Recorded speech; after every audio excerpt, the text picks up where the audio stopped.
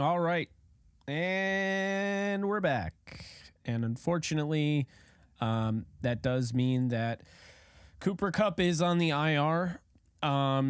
It's going to sound weird, but I've actually gotten over this. I kind of expected this about 2 weeks ago, and I wanted this to happen.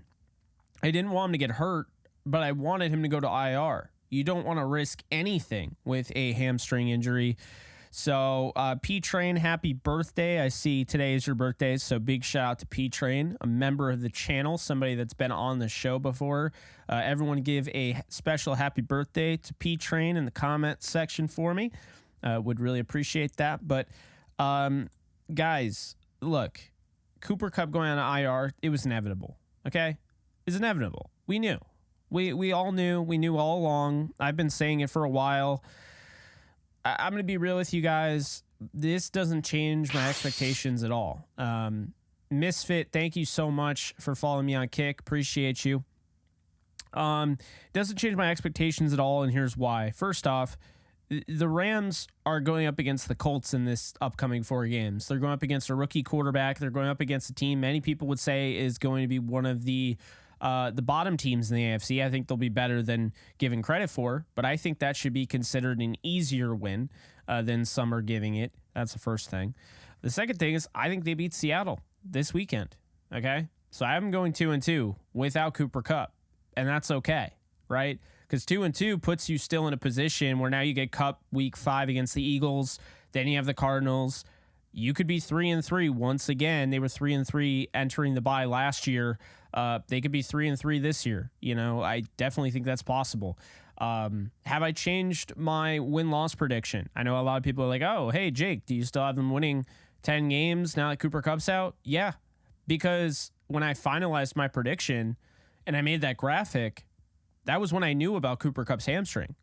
I still think they go 10-7. Here's why I like this, okay? You save Cooper Kupp's hamstrings, all right? You save him. You let him figure that out. You're not rushing him. And while you're doing that, Matthew Stafford is developing a further rapport with guys like Van Jefferson, Tutu Atwell, Ben Skoranek, Demarcus Robinson, Puka Nacua, Kyron Williams, Cam Akers.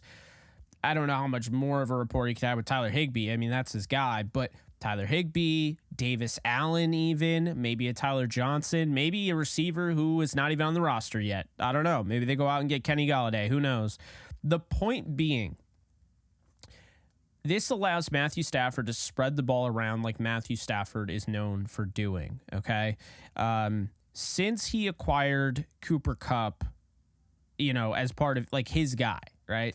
Since he was added to the Rams and Cooper Kupp was now his coworker, they had this rapport that I don't even think he and Calvin Johnson had, okay? The reason I say that is because when Calvin Johnson was playing with Stafford, it was go up and get it, Calvin, right? I'm going to throw you the ball. You go up. Calvin's down there somewhere. He's going to go and grab it. Now I feel like it's gone from that with Cooper Kupp to from that with Calvin Johnson to Cooper Kupp is just always right place, right time, right? He's always on time with Stafford, short, intermediate, deep. He can play all areas of the field. And so the way I see it is that this is for the first time since Matthew Stafford has become a Ram, is now his 3rd year. This is his first time to really get involved with other receivers. And he was building a nice little rapport with Robert Woods. Robert Woods tears his ACL. So you have to keep that in mind. OBJ built a nice little rapport with him, tears his ACL. So he hasn't really had a chance to really do what he's known for doing, and that is making the most of what he has. Now, I hope you guys watched on Thursday Night Football. I hope you guys watched and you saw a wide receiver room of the Kansas City Chiefs. That is not better than the Rams by a stretch, okay? I will tell you right now, if you're worried about the Rams receiver room, worry about the Kansas City Chiefs receiver room more, okay? Because Van Jefferson, Tutu Atwell, hell, I think even Ben Skoranek would be starting on that roster. Stafford has plenty of weapons.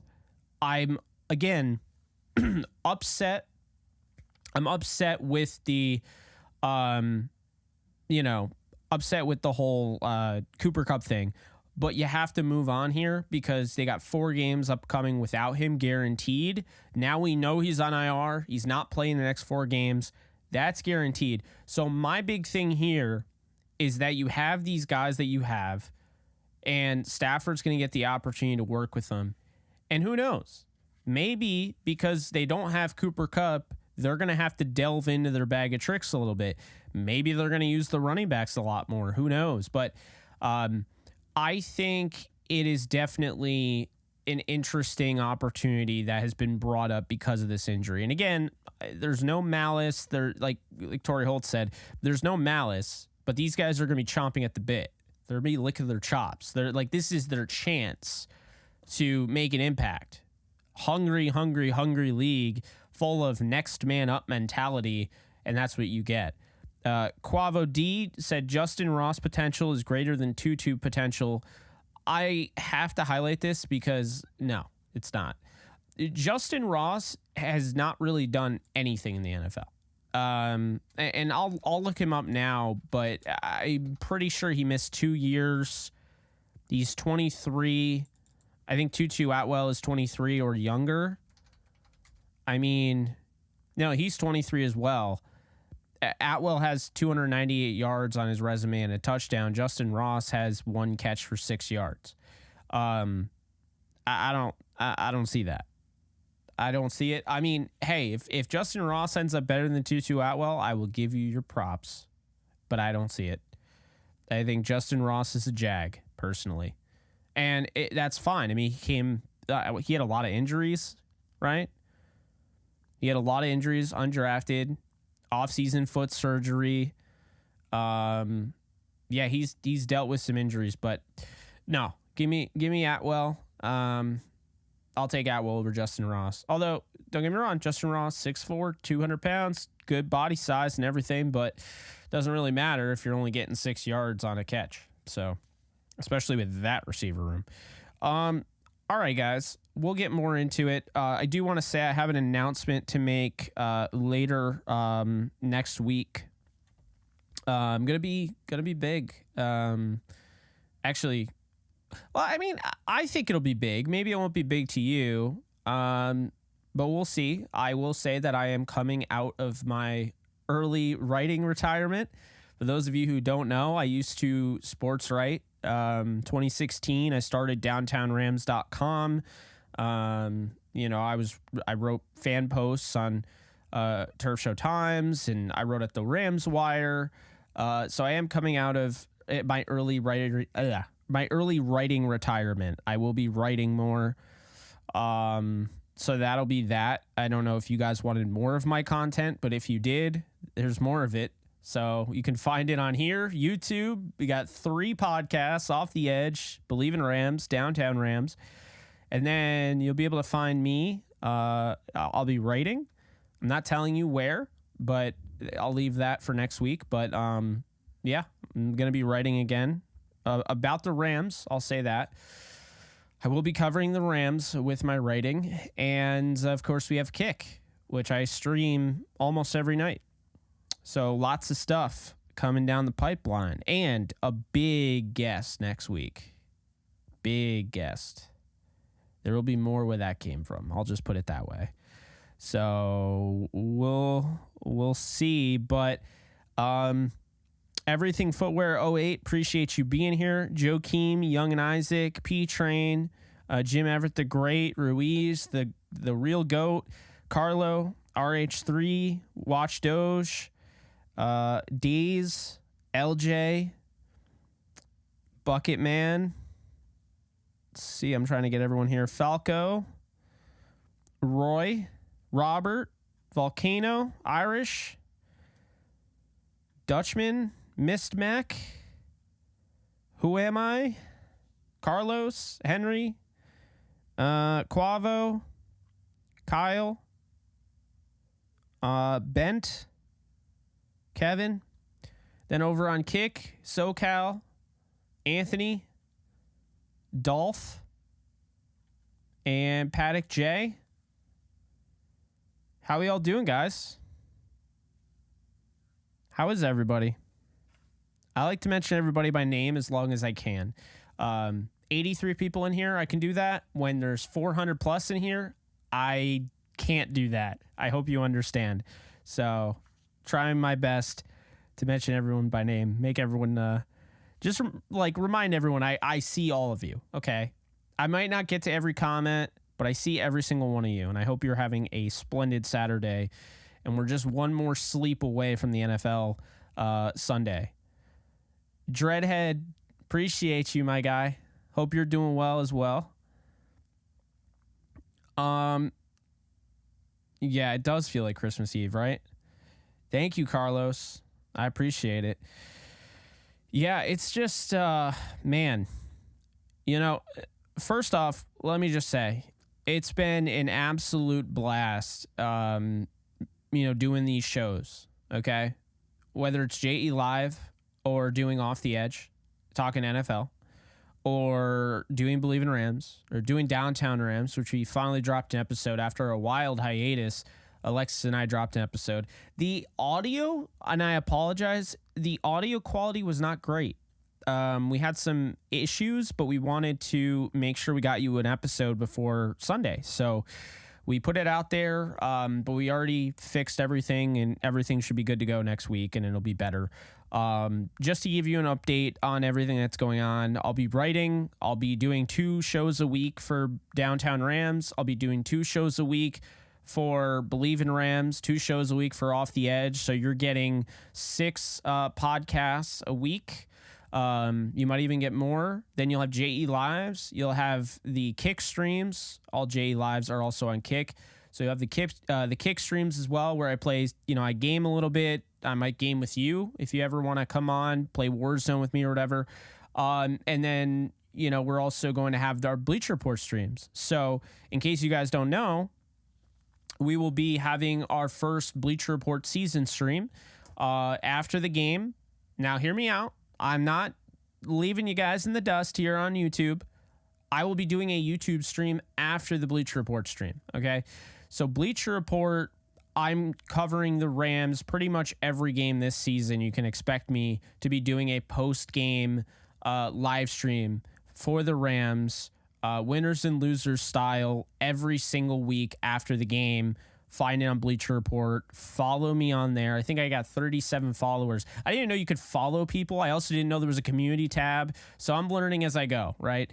So, yeah, we got followers coming in. We are entering. There is no way around this, okay? There's no U-turns here, okay? We're all in.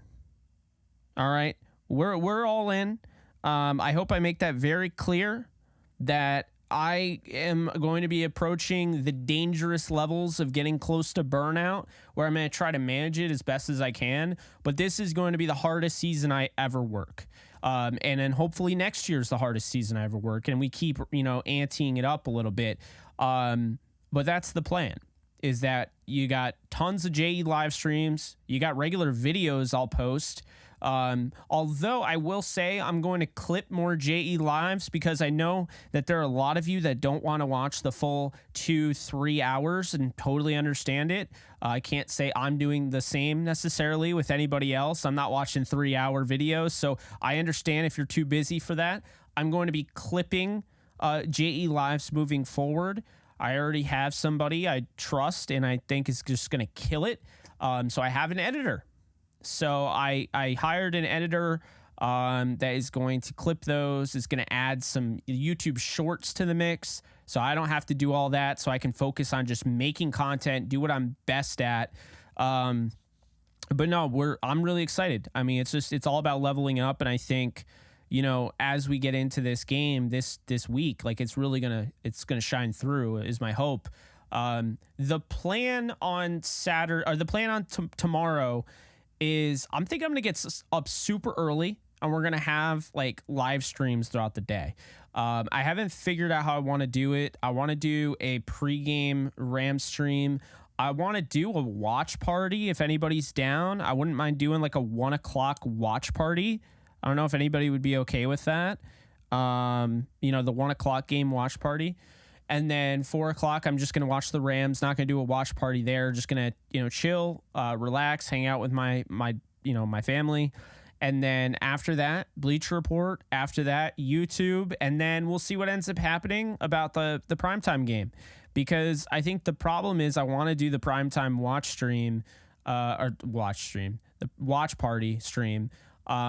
But I don't want to cut off my Rams content, right? So if we're having a really good conversation and I'm not done breaking down the game and reacting, I don't want to have to rush it, just so we can do Dallas Cowboys Giants watch party, right? So that's where I'm at on that. But I am planning on doing a watch party for every primetime game I can. So it's going to be a long season. It's going to be a lot of content. Just letting you guys know ahead of time, expect a lot of content from this channel. If you haven't subscribed, or if I haven't earned your subscription by now, hopefully I have now, and you can hit that subscribe button. If I haven't earned your like, I'll try to do that. But if you haven't already, please be sure to hit that like button. It really does help out the channel. I'm going to turn on this fan. I know that the mic might sound a little weird, and it does when I have the fan on, but it's hot as hell. So, also, before I do that, I want to get this name right. I don't know if you're in this stream right now, but OGNom213 on Twitter.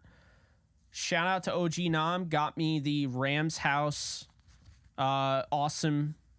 Like, look at this Super Bowl shirt. This is fire, man. So yeah, I got this from OGNom and on Twitter, and it's fire. Reached out to me and everything. It was just like, good Lord. It's so cool. Anyway.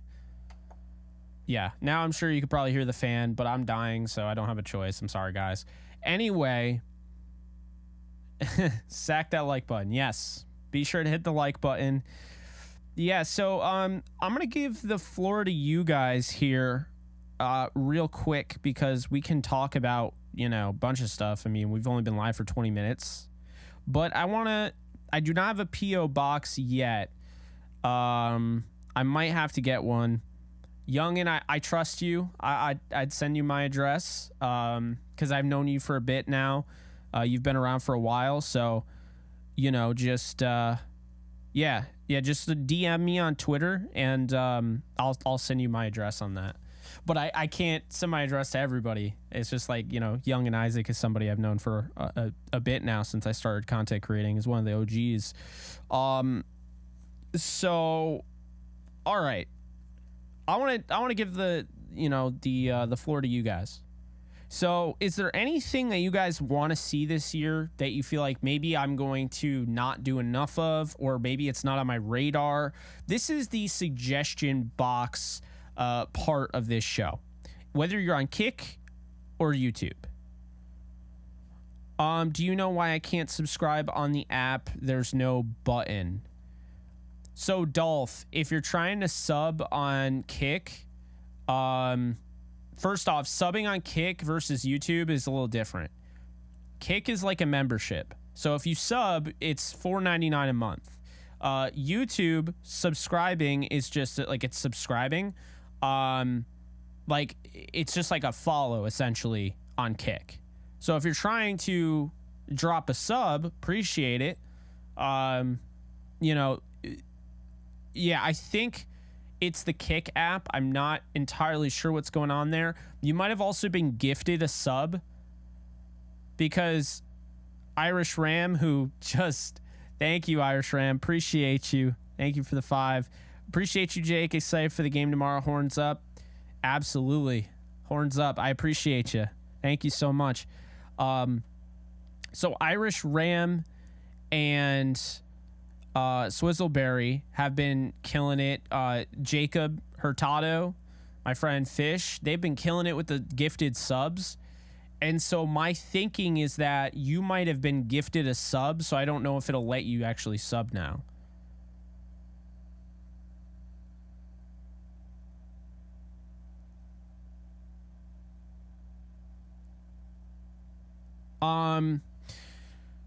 So yeah, Dolph, if you're having issues,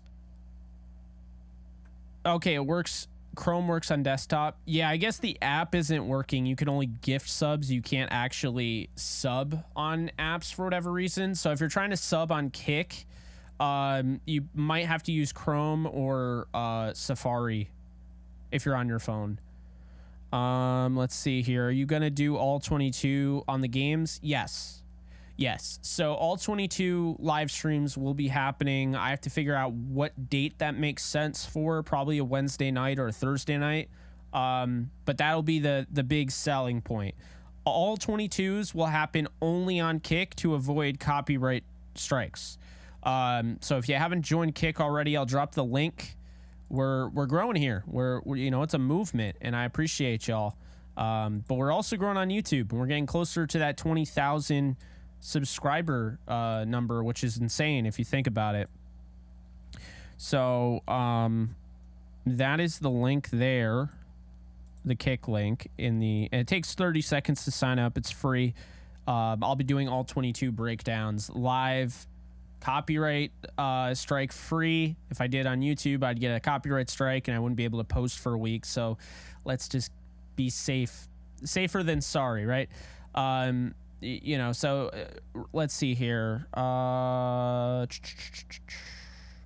think you've been killing it, especially with the call-ins. I appreciate that, SoCal. Now because I'm trying to balance both. I'm looking at both chats right now. Respect, bro. I'm really enjoying your work. Keep it up. Thank you, David. I appreciate that. Let's see. Rookies I'm looking forward to watching this season. I mean, I would say Trey Tomlinson, Steve Avila, Kobe Turner. I'm hoping Davis Allen gets some run. I don't know if he will, but those are some guys that I would say. Puka Nacua. Let's see. Have Rams podcaster roundtable. Maybe. The problem is doing something like that is going to take a lot of planning. And I'm actually set to bring on a 49er guest next week. Pretty awesome creator in his own right. So I think the problem is everyone has to have the same time frame. So getting 6, 7, 8 different people on a show together is going to be really tough. I might just defer to somebody else planning that because I can't do that. I'm planning too much as it is. So I don't know about that. It's somebody that's pretty big on Twitter, I'll say. Let's see here.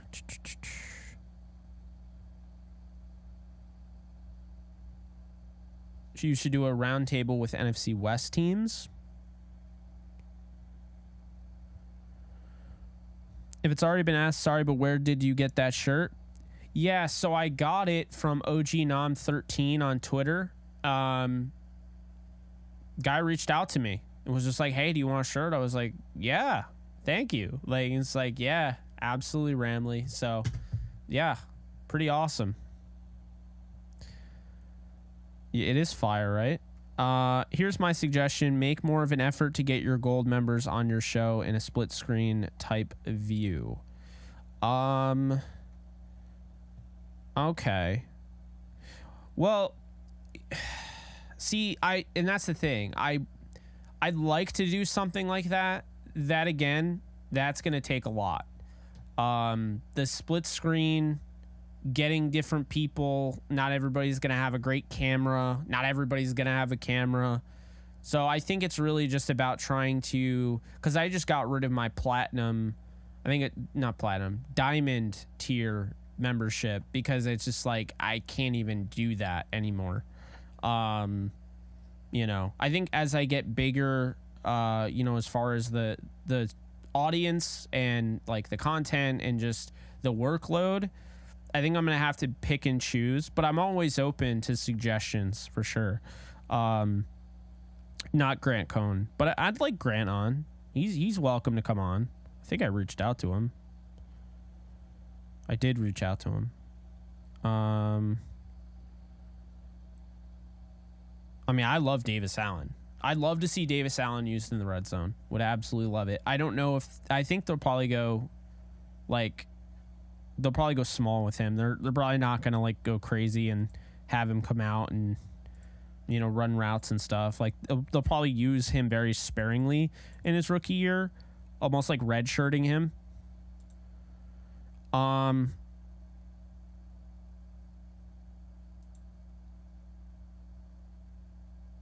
Let's see.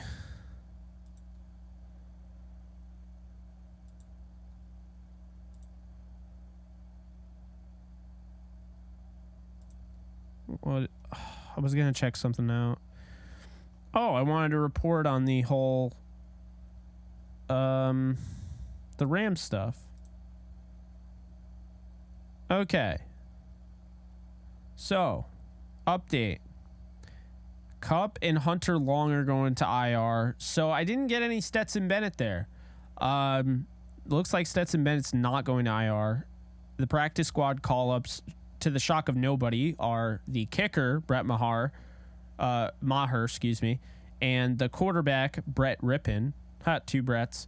And then they're signing Troy Reeder off of the practice squad. So Troy Reeder gets added to the roster. I think they still have plenty of holes to fill on that roster. They got like 2 or 3 more options there, but they're only signing Troy Reeder going into the game. So not sure about that. I mean, we'll see, but that's a little concerning. Let's see here.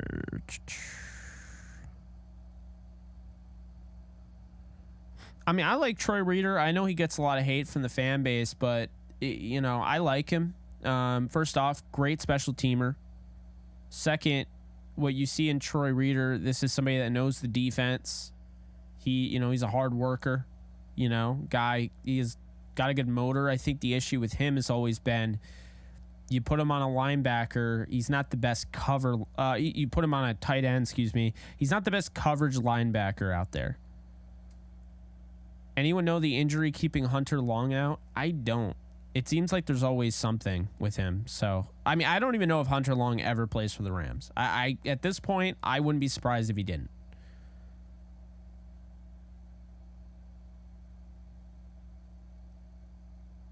Yeah, SoCal. Akers had a phenomenal last 6 games of the season. Like I've been saying, and people have been making fun of my word usage of extrapolate.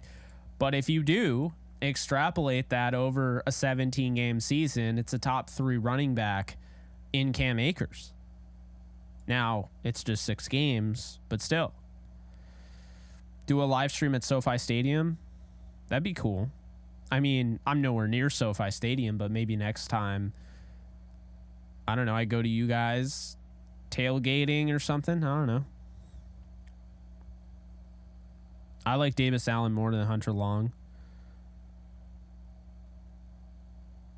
Russ Yeast is better than John Johnson, in your opinion? That's bold.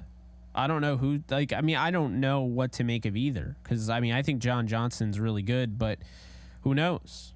Maybe he's hit a wall. I don't know. We haven't seen any of them really play. Russ Yeast has barely played.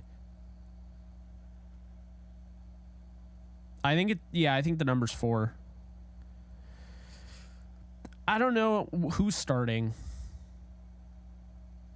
I mean, JJ still has to learn the defense. It's not the same defense he was in 2020. It's similar, but it's not the same.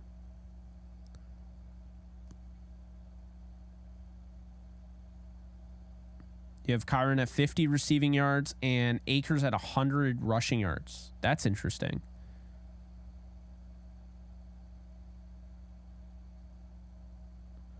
I don't know if the Jalen Ramsey trade looks worse by the day. He's not even going to play until late in the season, to be fair.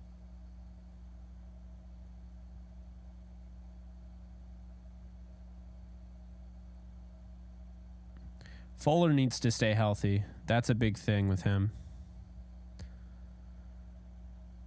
I think Puka goes for maybe 3 catches for 33 yards. Like, I don't think he's going to be huge in this game. I think it's going to be the Atwell game. I think Van could get involved. I think Higbee. I think Nakua will have his moments, but I don't think it's going to be anything huge.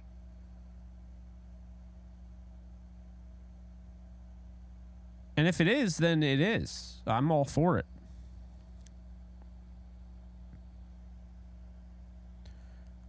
What's up, Am Rams fan? Amarabu. I wouldn't call Maher. Maher does not have a noodle leg. You could say what you will about his accuracy on extra points, but the guy had a 90% rate last year in field goals, and he has a 63-yarder on his resume. That guy is far from a noodle leg.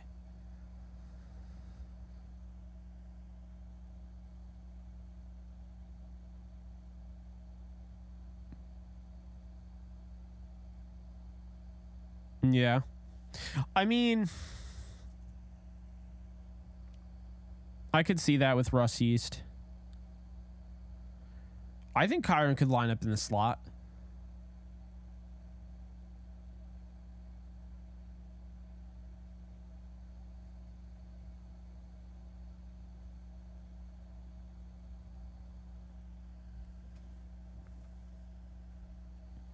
I mean, Higbee is definitely in for a game.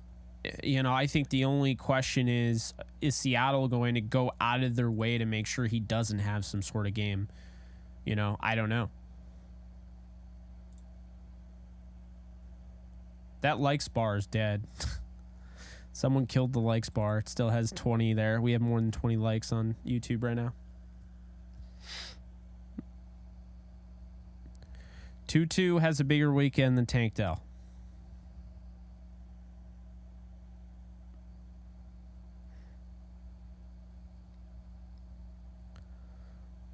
I don't even know what to make about Texas, because if they beat Alabama, it's like I like Alabama more, but I'm thinking in terms of Kansas. If Kansas goes against Texas on a team that just took down Alabama, it's a more impressive game than playing Texas, who lost to Alabama. 52 likes, but yeah, no, on the bar on the screen it says 20.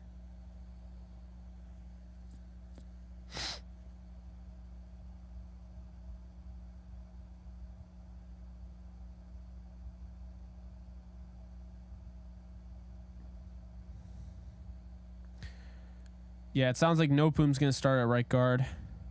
I want Kyron to succeed as well.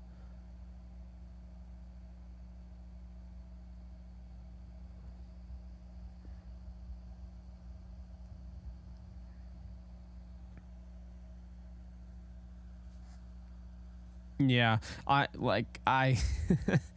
see it all the time. I want the Rams to tank. The Rams should tank. I am not the person to get it behind that. To each their own. I don't know. I've been waiting for football too long to want to tank. I don't want the team to lose on purpose.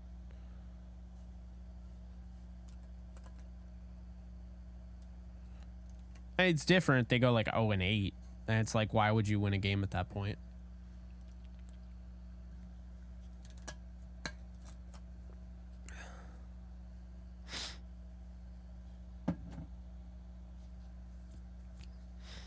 Yeah, tomorrow's game. I think we're gonna get some fun slates tomorrow. That's what I think.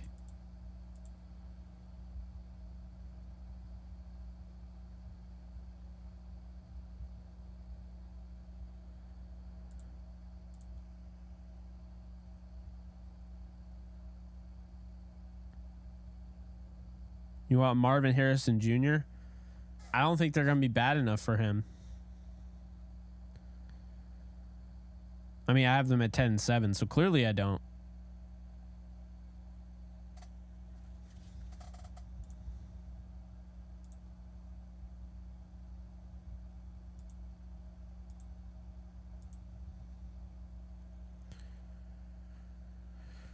The Cardinals are probably getting Marvin Harrison. Yeah, I mean, what they'll probably do, picks 1 and 2, is they will draft Caleb Williams if he comes out.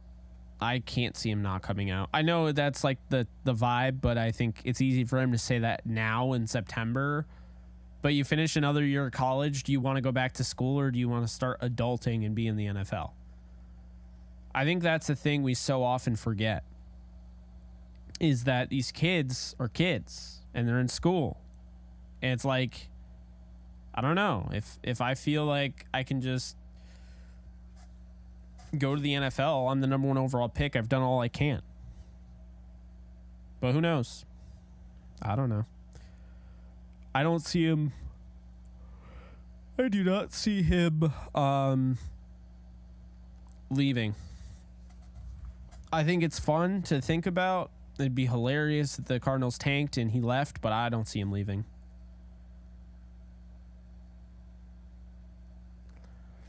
In other news, the 49ers, they did a bunch of restructures. Kittle, they restructured, I think it was Debo, and they restructured Arik Armstead today. And now they got what? $41 million in cap?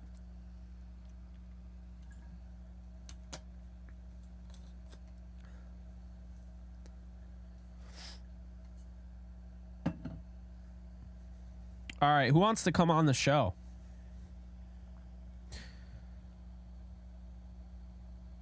Who wants to come on? Discord, baby. Oh, just like Kick, Discord's also free.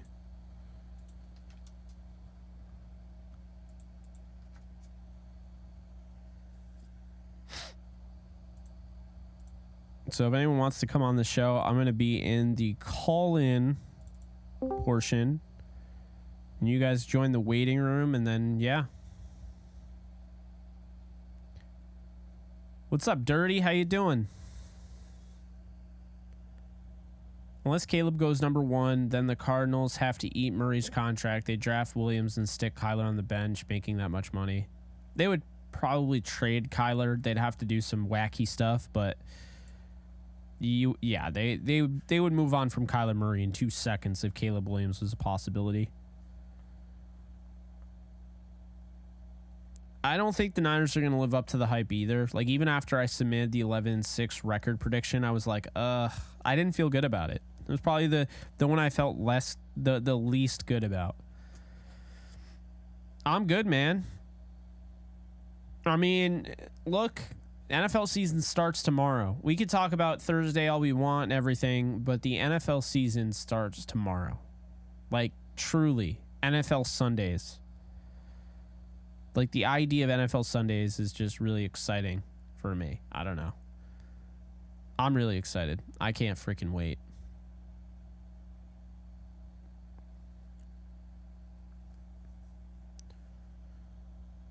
A man can hope.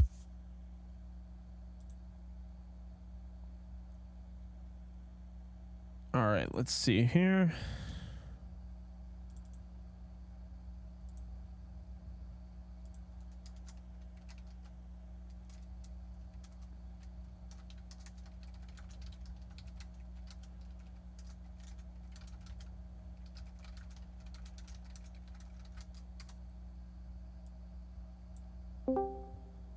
Germ Dog, how's it going?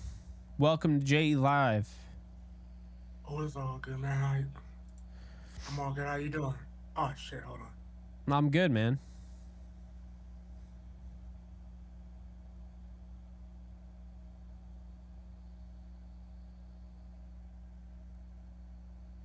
You there, my guy? Yes, my bad. I had to sign in. No worries. So how's it going? Man, I just can't wait for football season to start. Yeah, I'm with you there. More particularly, Rams football season. Yes. I think Thursday was a lot of fun. Just to see actual NFL football that matters. Right. But at the same time, as fun as it was, it's not, my favorite team. There's something different when your favorite team is on the field, and it doesn't matter if they're playing bad or good. It just feels like satisfying that they're out there. Jerm, what are your thoughts when when you look at everything that's going on with the Rams, all the talking about tanking and whatnot? Where are you on this team? Because like for me, I have them going 10-7, as I've said. I think they're going to be a good football team this year. I think they're going to be coached up and they're going to ascend past where people think. But where do you have this team? Well, I made a bold prediction, and Mm-hmm. I said we could possibly eke out 12-5. I said that. 12-5. Okay. So you're higher on them than I am. That's saying a Yeah. lot. Yes, I'm here for because it. like I continuously heard from you Mm-hmm. over and over again throughout these videos, 10-7, 10-7. It wasn't up until today when I found out that our boy Cooper got put on the IR, Mm-hmm. where I'm thinking about taking that back, but I wouldn't be a real fan if I did that. So I'm still sticking with my 12-5. Okay. Does Cooper Kupp getting injured, do you feel like they lose any of the games that you originally had them winning? To be honest with you, more more particularly, it would be the Cowboys and the Steelers game for some reason. Okay. Okay. I mean, I think he'll be back for those. So that's the good thing. Because I think he'll be back for those. Um, I don't know. I think they hold him out maybe until the Cardinals game, week 6. I could see that. Oh, But I mean, I think when you look at this team, they have a better receiver room than most people realize. I mean, we watched the Kansas City Chiefs, and my friend Dirty here is asking me what I thought about the Chiefs and Lions game. It was football that mattered, NFL football, but at times it was ugly. And it was, was not as exciting as I expected.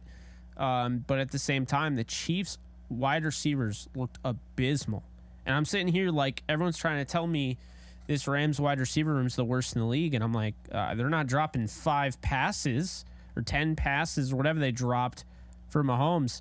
So now I'm going to ask you, realistically, who's winning tomorrow? Is it the Rams or the Seahawks?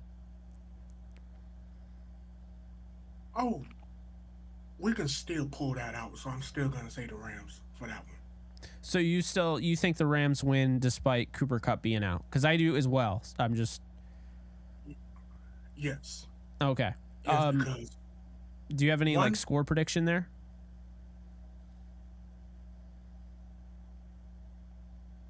I would say the 31, 31-34. It will come down to a kick, I feel. That's exactly what I have. I got it. Kick, end the game. Maher, game over. That's funny. I have Kyron Williams getting a touchdown. I have Tutu Atwell, Bryson Hopkins, and then Cam Akers running one in. I honestly have Tutu having two, I could see it. having two, ex- especially since our boy Cooper went down. I'm like, somebody needs to step up, and I feel like Tutu would be the most reasonable one to do it. Yeah. No, I mean, when you look at his versatility, the fact that he played quarterback in the past, he's an intelligent player. He knows where to be on the field, finds a soft spot in the zone, can beat you over the top, wins off the line of scrimmage, can help you in bubble screens, can help you on end arounds, can actually block more than his 5'9", buck 65 frame would suggest. Um, Right. I think at the end of the day, he's the X factor, and I think this is the 2-2 breakout game. I've been saying it for a while. I believe in Tutu Atwell, and I know there are a lot of people that are like, oh well, should have had Creed Humphrey. I'm like, all right, well, first off, get over it. That was 2021, so it's been a while. But second, Atwell is gonna. He hasn't had a chance to start, and now he's getting a chance to not only start, he's going to be the number 2 receiver. So he's going to be on the field most of the day. I'm very excited for Tutu Atwell. I'm excited for Van Jefferson, who's in a contract year. And I'm excited to watch some of these guys. You know, maybe somebody like, you know, I don't know. You look at Puka Nacua, and it's like he's a late 5th round pick, and now this guy's thrusted into a starting role, potentially in the slot to start his career. And if Cooper Kupp was healthy, you probably don't see him on that level. So it's good to see that, like, even though it sucks that Cooper Kupp's out, opportunities are being forged because of this, and that is the next man up mentality of the NFL. Oh yeah, of course. And the last thing before you let me go, Yeah. our boy Trey Hodges, I say he might get 2 picks. Oh, wow. So his rookie game, you have him getting 2 interceptions on Geno.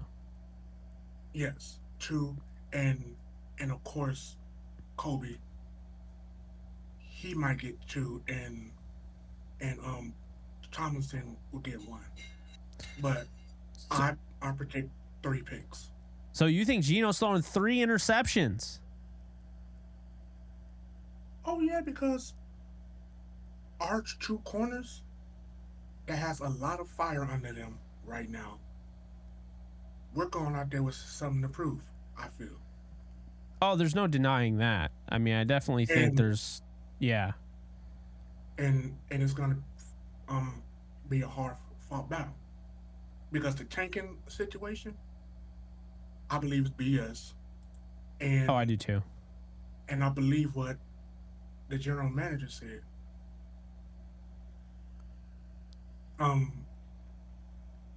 Whoever wins the Super Bowl this year, good for you. But next season we're coming. I believe it's a fake out, and we're actually coming this season. I mean, I'll say this. Nothing the Rams do this season will surprise me. Except I like tanking, I think would surprise me. But I mean, we've already seen all the injuries. We know how this can go. You know, I watched the 1-15 Spagnuolo Rams. I watched the 2-14 Rams when Bradford tore his ACL. You know, I mean, we know how this can go. But at the same time, we've also seen 13-3. We've also seen 14-2. You know, this organization has had its moments. It's had its, you know, greatness. It's had its flaws. It has weaknesses. It's had its, let's call Josh Gordy, who was cut by the Colts. Let's get him off the street and start him the next game. We've had those, you know. We've started, you know, Gus Frerotte at quarterback. And so I think at the end of the day, I think we're so prepared because, I mean, unless you just haven't been paying attention, not you, just in general, you know, with this organization, I think we're so prepared for whatever happens. One thing they've never done, in my opinion, is tank. Those teams that went 1-15, 2-14, 4-12, they were that bad. I don't think they've ever tanked before. And if they were going to tank, they would have tanked the year that Andrew Luck was coming out of the NFL draft. He was the most perfect quarterback prospect in, I think, the history of football. But they didn't, you know? And so, and not only that, they had an opportunity at RG3 and they traded it away. So I don't know, man. I'm just saying. But do you have any final thoughts, Jerm? Oh, yes. I would not be surprised if we don't win, because I don't believe that we'll win the championship, but we will go further in the playoffs than people expect. And that's it. I agree with that. I have them bouncing out in the divisional round, which I think the media would just absolutely have their mind blown because they think this team's going to win 3 games. Jerem, thank you so much for coming in. I'm going to be doing this all year, so this is not the only time that I'm sure I'll talk to you, but I appreciate you, you know, your support of the channel and coming in and talking with me, man. appreciate it. I've been watching you for a while. Thank you. Absolutely. Hey, I appreciate it, and you take care. Enjoy, and go Rams. Go Rams, baby. See you. All right.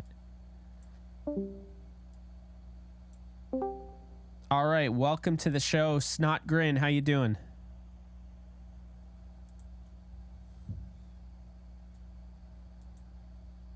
You there?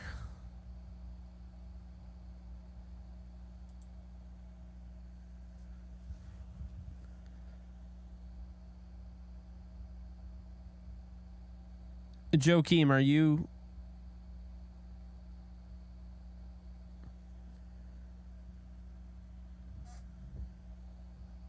Now I'm confused. Let's see. Yeah, guys, if you want to join the show, hop in the waiting room, and I'll just drag your account into the call in when I'm ready.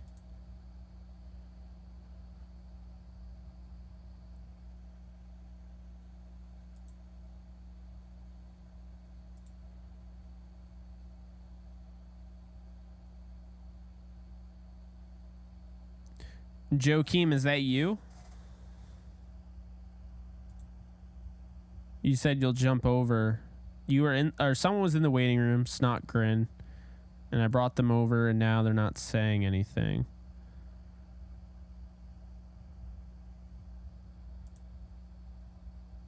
All right. Well, let's see.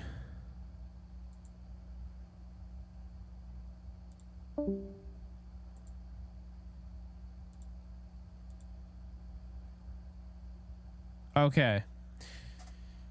Not sure what's going on there. Guys, feel free to jump in the waiting room. I think we got, let's see, we've been live for almost an hour. I got a little bit of time left, so if anybody wants to hop in and talk a little bit.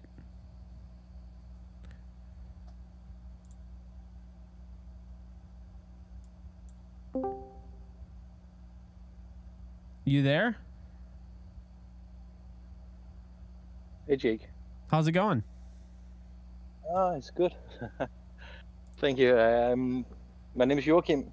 I'm calling from Denmark. Oh, hey. I've been saying your name wrong this whole time, and you've been really nice about it. It doesn't matter, not at all.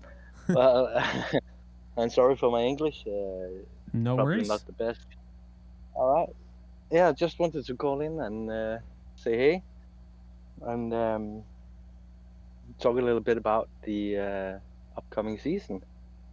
Yeah. I'm pretty excited about the fact that we have 14 rookies, all draft picks on the team. I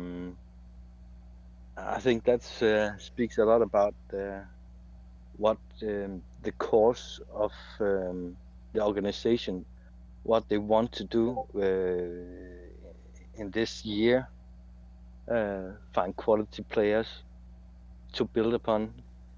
I really don't know what the expectations I have for the upcoming season regarding winner losses. To me, it's not that important right now because I think we are in kind of a rebuild mode. I absolutely agree with you on that. They just want to call it different things, Joachim. They don't like, oh, it's a remodel. Yeah. All right, it's a rebuild.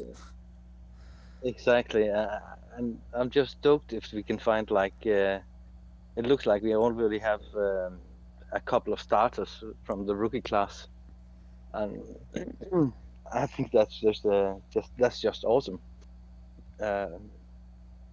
That means that we are building the right way. So I'm pretty excited about seeing what the rest of the rookies will do and will end up doing. And regarding Puka, I've been watching Cooper Kupp's first couple of games a lot, and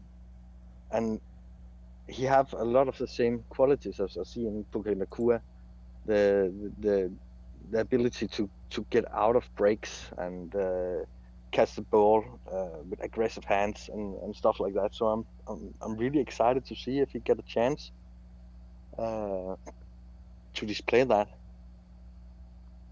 Yeah. No, I agree with you. I think there's a lot of, comparisons. I think we were all so quick to be like, oh yeah, he's like Robert Woods.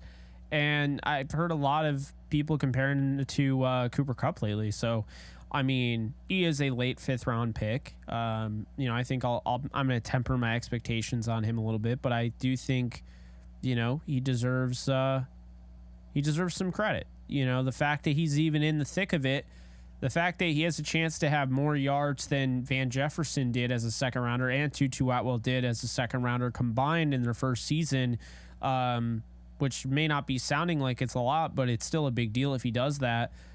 That says a lot about, just his preparation and how, his no nonsense and how you can see him when he was around Cooper Kupp on the sidelines in preseason and whatnot. Like he's just, he's taking everything in. He's soaking it all in. It's why he only played one preseason game, and then they're like, all right, we've seen enough. We know this guy's going to do something this year, so we don't need him to go out there and risk injury. It's cool to know that, because that kind of it's validation. Like, all right, this player we're going to actually see on Sundays. He's not just a guy,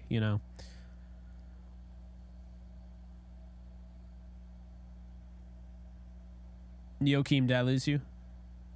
Okay, I'm back. Okay. Sorry. There's difficulties here with the connection. Yeah, I was saying the team that Cooper Kupp played as a rookie, they had like all these really, really well established receivers already, and I see it like kind of the same thing with Puka Nacua. We have some established receivers in Tutu that I'm pretty high on as well, seeing that he's able to run almost every route that they throw at him. And they have Van Jefferson as well, and so I'm pretty high on Puka Nacua if he gets his shot. So yeah. Now, Joachim, do you have a win-loss prediction for this team this year? Honestly, I don't have any prediction about what the win-loss prediction, because honestly, I'm not that focused on that for this year. On the other hand, I wouldn't be surprised if they made the playoff in the wild card. But again, I wouldn't be surprised if they end up missing the playoff. I think it's all about building blocks, finding talent, and I hope that when we get to the end of the season, we see a defense that is more cohesive and are playing stronger, because I think we will have a lot of challenges in the first 5 to 6 weeks with this new defense. I hope it will be a little bit like when we got Wade Phillips in, and they will be more aggressive on the ball to start the season. And if that happens, well, we could definitely make the playoff. So yeah, probably somewhere. Yeah, I think, the expectation, I think, is, I think that they're going to play with more aggression, and I think they're going to play with more balance nature on the offensive side of the ball. So I think a more aggressive defense, a more balanced offense, and I think that'll lead to them winning games that maybe they would have won last year had they gone with that approach, Yeah, exactly, because last year I noticed that when they didn't make that much of an effort of drawing the ball out and punching it out, and what I remember seeing from Wade Phillips' defense was that they were really, really aggressive on the ball in tackles, and I think that Raheem Morris is going to bring that back in for this year, and I hope that it will be really really competitive defense, and the offense is something that I'm not really that worried about because Stafford is just a beast. Yeah. The way he distributes the balls with accuracy and moxie, and he just got balls the size of a bull. How do you mean when he throws down the lane? So I'm not that concerned about the offense. I mean, we have Kyron Williams and Cam Akers, which I think we will see.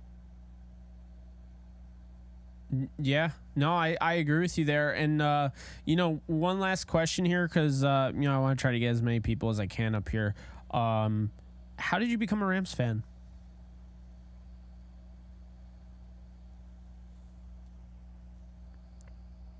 Oh, I think I lost you again, Joachim. Let me check if no, do you hear me now? Yeah, I can hear you now. I was just Okay, asking you last question. I got it. Oh, you did? Okay. Well, yeah, okay. Well, it's back in 1999. Mm-hmm. I was in gymnasium, which is the precursor to university in the States. So I was about like 18, 19 years old, and we had just had American football beginning to be televised in Denmark. And of course, we had one awesome player in the league called Morten Andersen, the kicker from Atlanta Falcons. Oh, yeah. So that brought all the hype to Denmark. That's awesome. And I remember we were sitting with some friends and we had to like pick our team. And in that year, everybody put like the Bears and the Patriots, and I thought like, okay, we have like this team with a quarterback going down, and we have like this really really unknown guy stepping in, Kurt Warner. And I thought, well, hey, this is a really really interesting story, and then I just started following from that season. And I mean, if that season didn't happen the way it did, I probably wouldn't be a fan now because it took me like the way they played and the way it all ended. It just made me a fan for life. So it started with that injury to it's escaped me now. Trent Green. Yeah, Trent Green. It started with that injury to Trent Green in the off season, and I mean, if it didn't happen like it did with Master Fork and all that, I wouldn't have been a fan. And then came the hard years, and we got Steven Jackson, and Steven Jackson got me through all of the hardships. So. That's awesome, man. That's really cool, and it's awesome that you're a Rams fan in Denmark. You've been around my channel for as long as I can remember, so I really appreciate your support, man. Yeah, of course. Yeah, it's hard to find content or to find the community in Denmark, especially for Rams fans. There is some Patriot fans, and there are some Ravens fans as well. Mostly, that's mostly what I see in Denmark. So being a Rams fan in Denmark is very very lonely.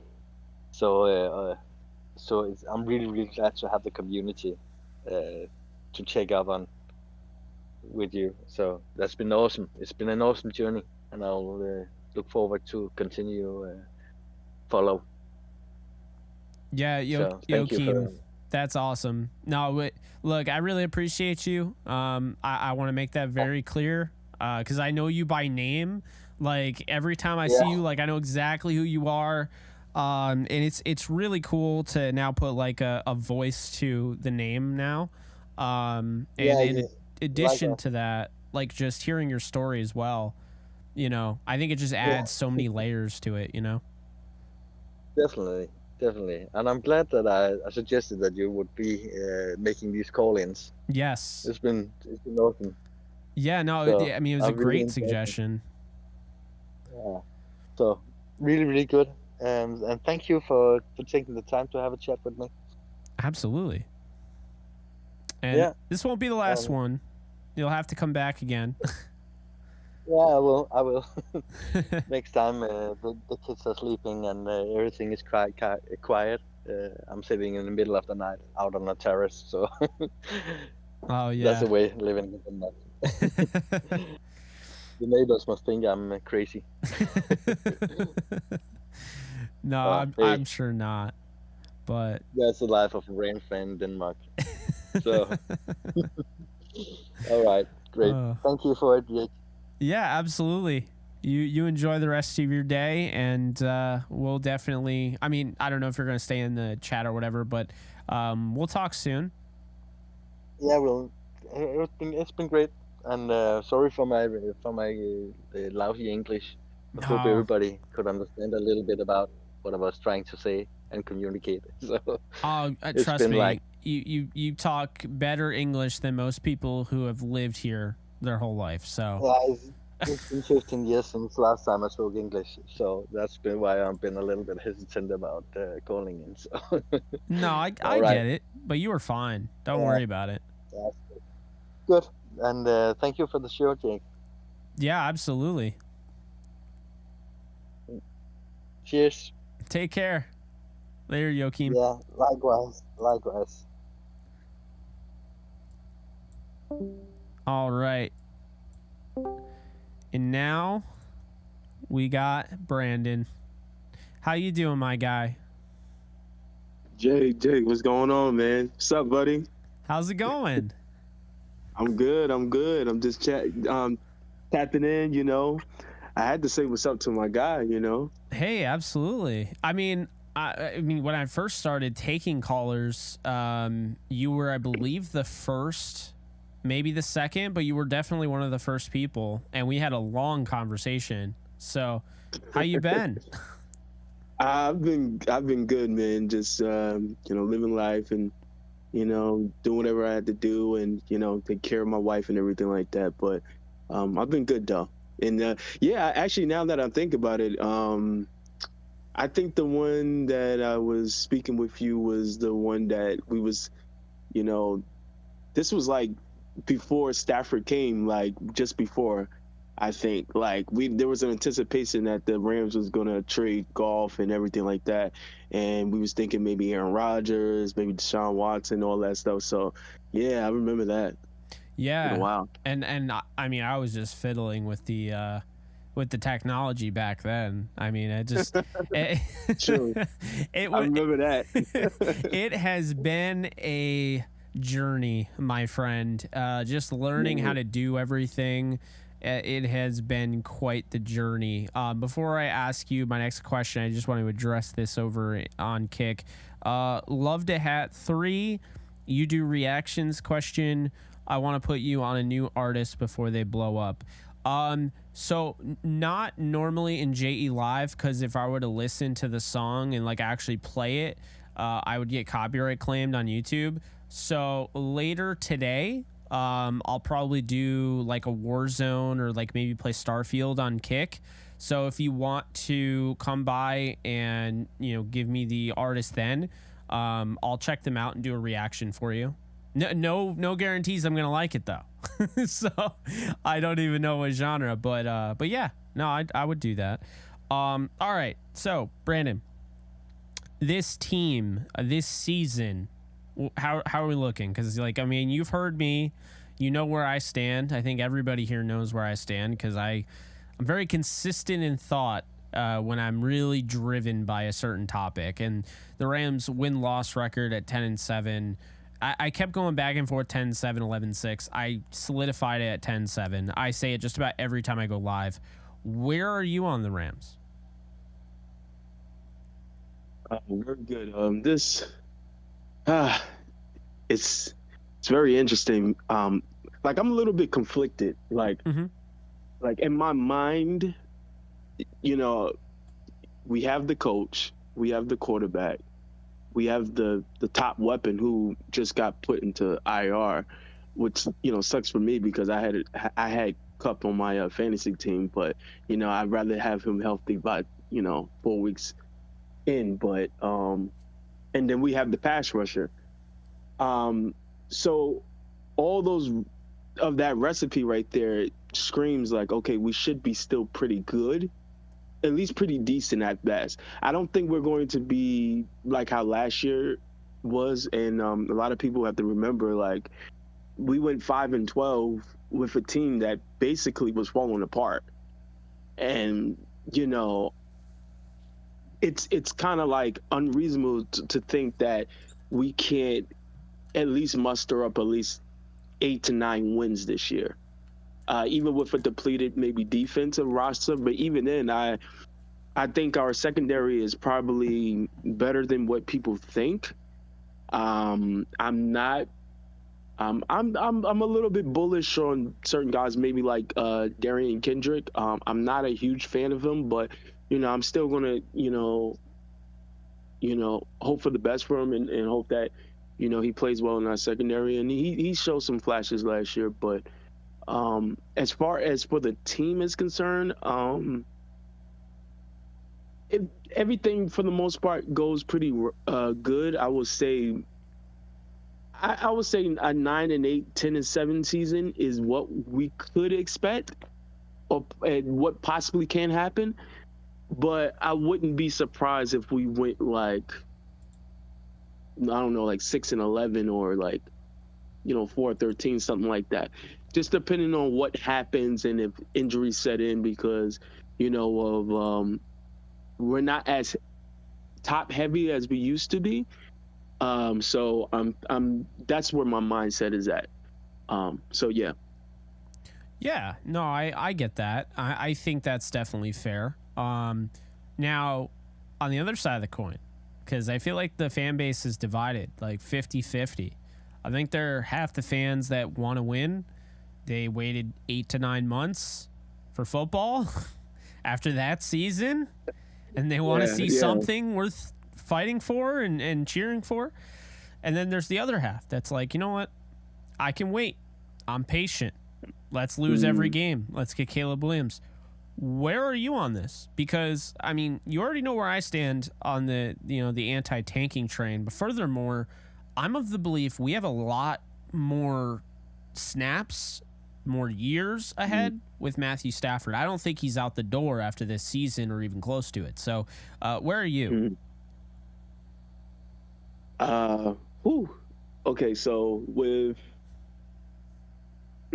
I'm not gonna lie, Jake. I'm really intrigued about the fact of possibly, drafting Caleb Williams, but I'm also trying to be realistic. Like, it's impossible to, I don't see McVay tanking. Stafford is not going to tank. He's out there. He's expecting to win, Yes. and so is Donald and stuff like that. So I'm of the belief, and I do agree with you on the fact that even after this year, it's not like Stafford is out the door. I don't think he's just all of a sudden going to like retire or something like that, or I can see there is like a 2-year type thing between with him and like with like Kupp and Donald and stuff like that and McVay. But I don't see him like, leaving after this season or something like that. No. If anything, if we learn nothing, we know that the Rams have put all their chips into 2024. And so the caps, we have a lot more money, cap space. Even the draft capital is a lot better. I don't remember the last time we had a first round pick. Maybe, I think that was probably like 2016. That's when we drafted Goff, right? Probably the last time we. I mean, that first was round pick. That was technically that was a trade. So I mean, the last time they genuinely used a first round pick on a trade player was number 10 overall, Todd Gurley. Wow. Yeah. Yeah, actually, now that you said that, I remember because the trade we did with, I think it was with the Titans, if I'm not mistaken, something like that. Oh, yeah. I think it was the Titans. Wow. So, yeah, we have a lot in like assets now as far as just like firepower for next year. So I can see that, you know, and this all goes within context of how this year goes. You know, because let's say if we do stink up the joint, then there could be some rumblings where I'm like, not necessarily on the McVay train, because we know that McVay is now kind of really committed, and you can see that he's committed to the young guys a little bit more. But you can start maybe considering like the rumblings for like maybe Stafford. I don't think not necessarily probably. I believe Kupp will still stay. Donald 50-50 depends. Well, with Donald, I think because of not only just because of the money, but because of the cap space, I think he knows that they're gonna, you know, put together a really good team for that 2024. But to me, it just all depends on what happens this season, and yeah. So that's how I really feel.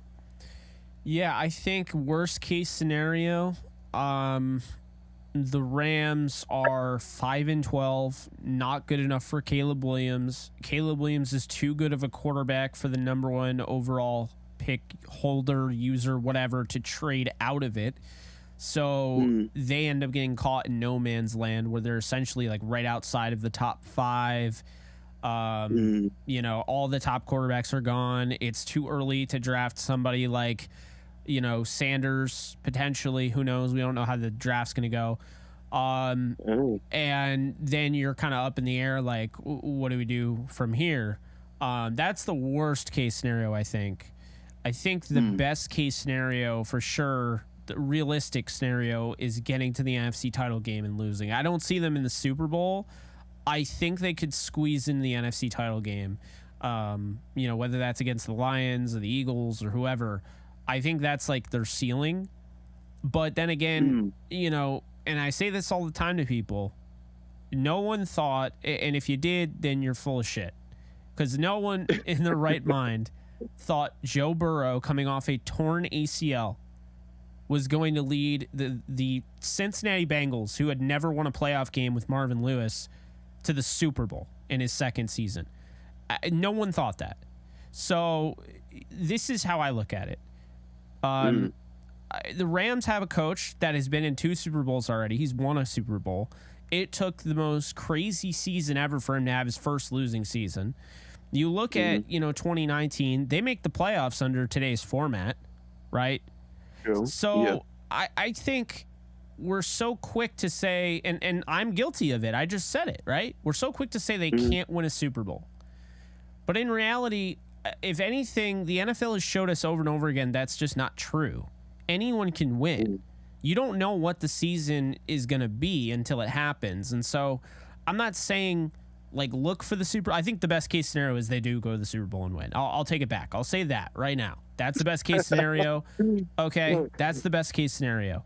That is somehow somewhat realistic because of who they have. Their coaching staff, if you were to rank it on a scale, is among the top 5 in the league. And now you have players that, you know, essentially can win you games with that coaching staff. And then you have these unknown guys. And I said this on a Seahawks podcast. I said, look, you know, Ryan Neal, okay, last year was one of the best safeties, if not the best safety in football. Most people don't even know who he is. But Ryan Neal, the linebacker safety hybrid, was one of the best. No one knew who he was when he took over for Jamal Adams. It was just, oh, Jamal Adams, big name. He's out for the year. They're screwed. They ended up making the playoffs. And so, like, Ryan Neal was a big reason. Really helpful in the back end of that secondary. Could essentially cover any tight end. Could cover some wide receivers, some running backs. Very talented player. And then, of course, his ability in the run game. So then I look over at the 7th rounder out of Arkansas from a few years back, Cameron Curl. who's on Washington. No one knew who the hell he was, except for, the people that watched the Arkansas Razorbacks, right? Yep. So Cameron Curl goes from a 7th rounder to now he's arguably a top 12 safety in football. And you start to notice like Shaheed, the wide receiver for the Saints, he's going to have like a legit role this year. He came out of nowhere. No one knew who he was. My point here, we've seen way too many instances, Brandon, where no one knew who this guy was. This guy came out of nowhere. We've seen Victor Cruz of the world. We've seen Marcus Colston. To know that unproven does not mean bad. It just means exactly what it means, unproven. It's the mystery box that you haven't opened yet. And so what if, with that great coaching staff and what they did with the offense, adding Steve Avila, right?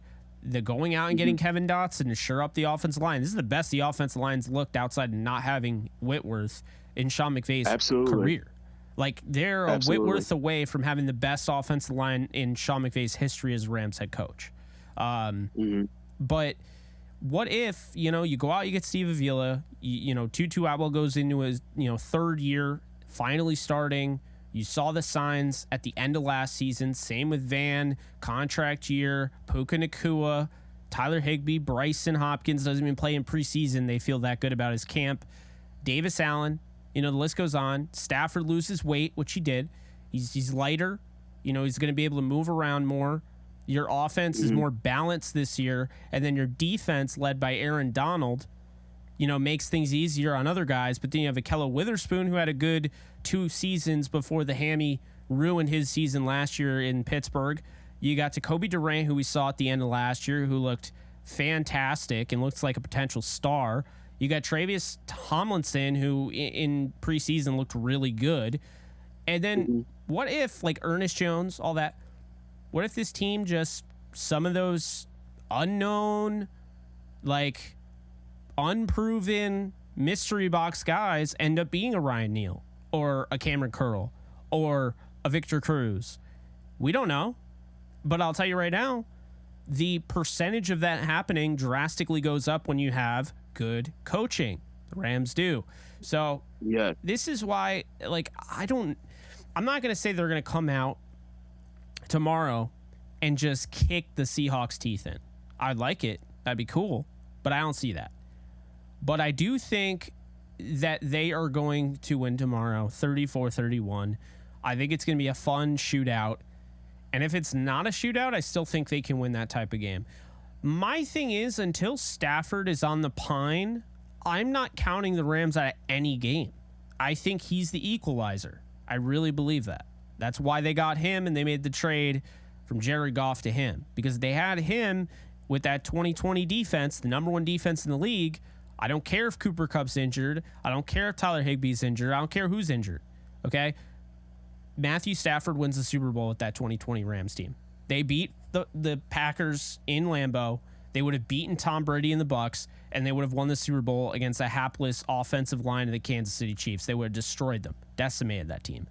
The Rams would have won the Super Bowl in 2020 had they already acquired Matthew Stafford. And fun fact, I actually wanted them to. So, oh man, I remember that time. I definitely do. I've been on the Matthew Stafford to the Rams train for 6 years, 5 years, something like that. I mean, I've been on it for a while. Like, before he even became a Ram, I was all for it. Jay Wise, thank you so much for the follow on Kick. I was so for it, man. It just made way too much sense. And it was like, I'm watching him in Detroit. I'm like, I'm not trying to crap on Detroit. But I'm like, for the love of God, this guy's the new Tony Romo. He throws 4 touchdowns and then, tries to make something happen at the end, throws a pick because the defense gave up 5 touchdowns. And now it's, Stat Padford only playing for his stats. It's like, get a defense. It's like, it's not his fault. Yeah. I mean, all you need to know, his first playoff game. You know, because you were on that live stream when I went over exactly why his playoff record is BS. Yeah. His first playoff game, he had 4 total touchdowns against the They ended up going on to win the Super Bowl Saints. The defense gave up 40-something points. Like, and Stafford, he's never won a playoff game. Like, that's the way it used to be. And I'd say, well, there's context that needs to be added here, and you're not adding it. But yeah, go on. What were you saying? No, my apologies. What I was going to say is, I definitely see your point in this, whole matter. Something that's interesting to me, because as you were saying it, I was picturing how like the dominoes were being in place and how things were going, and my mind started, thinking about like, okay, you add a Steve Avila, that left guard position, who we don't know if the Rams plan on keep him at left guard in his entire career or sometime, place him at center. But you add a Steve Avila, who's an excellent guard center. You add a Puka Nacua, who I in my mind, I already kind of saw some shades of kind of like Robert Woods a little bit. But just a guy who provided that kind of contested catching ability of Allen Robinson, who, as we know, departed this offseason. And I looked at the overall like facet of the team and how it was constructed. Yeah, there is a lot of like unknown and unproven, but sometimes that's the best thing that can happen for a team and for a culture such as the Rams and for McVay, because if we really think about it, not trying to be funny, but McVay has been really coaching a lot of star players since he's been head coach. Yeah, he's had the Aaron Donalds, he's had the Bobby Wagners, he has the Jalen Ramseys, he's had, John Johnson, Cooper Kupp, who was a homegrown superstar for us, Todd Gurley, even then, like, Sammy Watkins at the time, we won't say he's a superstar, but he had that type of capability if he really put it all together.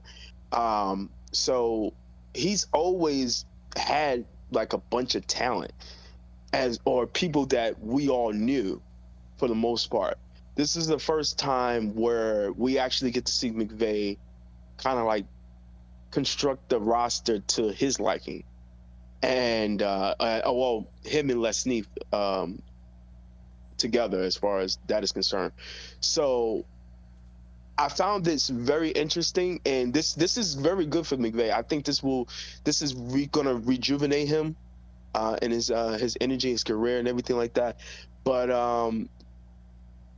even the fact that Cooper Kupp is injured right now, of course we want to see our guy on the field. He's the best in the game as far as what I think, but of course we want to see our guy on the field, but this gives so much more opportunity to the other young guys. We all want to see Van Jefferson take that next step. And, I caught a little bit of that the show with you and Cam Lynch with Big Game Torrey Holt. And I agree with Torrey. It's time for Van Jeff to take that next step, because we want to see it. Like, we see the capability for Van Jefferson. He has the long speed. He has the, even the jumping ability to really make contested catches and stuff like that. We just really want to see him put it all together. Like that 2021 season, before he got hurt, the guy was putting up numbers. He was a deep threat, but we all know that he has more ability than just being a deep threat. So I'm really interested in seeing him taking that next step, because at the very least, for me personally, I've said this before to other people, whether it be on the server or whatnot, that I want to at least see him hit that 1,000-yard receiving mark, because I think he's very much capable of doing that. Cam Akers, healthy, and we all saw how he played before the year went out. I'm tired of just seeing him towards the end of the year balling. I want to see him to put it together for a full season now. He's due for that full year breakout year as well. You know, Tutu Atwell, a lot of people kind of just gave up on him. I must admit, it didn't start off promising, but he's shown some flashes that, when he's open, he presents a problem because he's a little slippery, being at his stature and his speed and everything like that can be a game changer. So there's a lot of different elements within the team. The tight ends, I think, are going to be solid with Higbee and Bryson Hopkins. I would like to see Hopkins get some more touches as well, but I think the tight ends are going to be solid. Yes, the defense is young, but the secondary is not that bad. It's definitely not that bad. It could be a lot worse than what we. I like the secondary. I think it's a strength. It's the crazy. Yeah, thing. I think the second easily you can say, Jake, easily probably the linebacker crew, probably like the outside linebacker crew is probably maybe the weakest link of the team.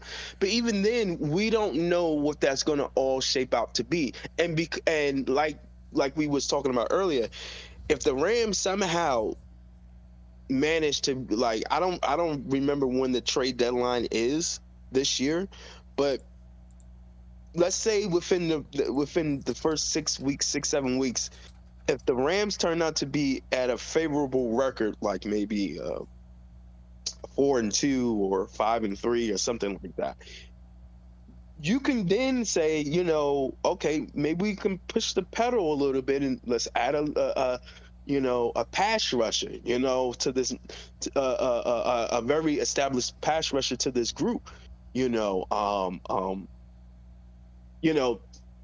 know. Like this is the type of recipe for where it can go really, really good or it can go really, really bad.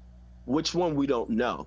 That's why I think in some regards of with the Cooper Kupp situation, like I said before, we don't want to see our guy hurt. However, this can turn out to be a blessing in disguise for us. Because imagine getting Cooper Kupp back on that 5th week.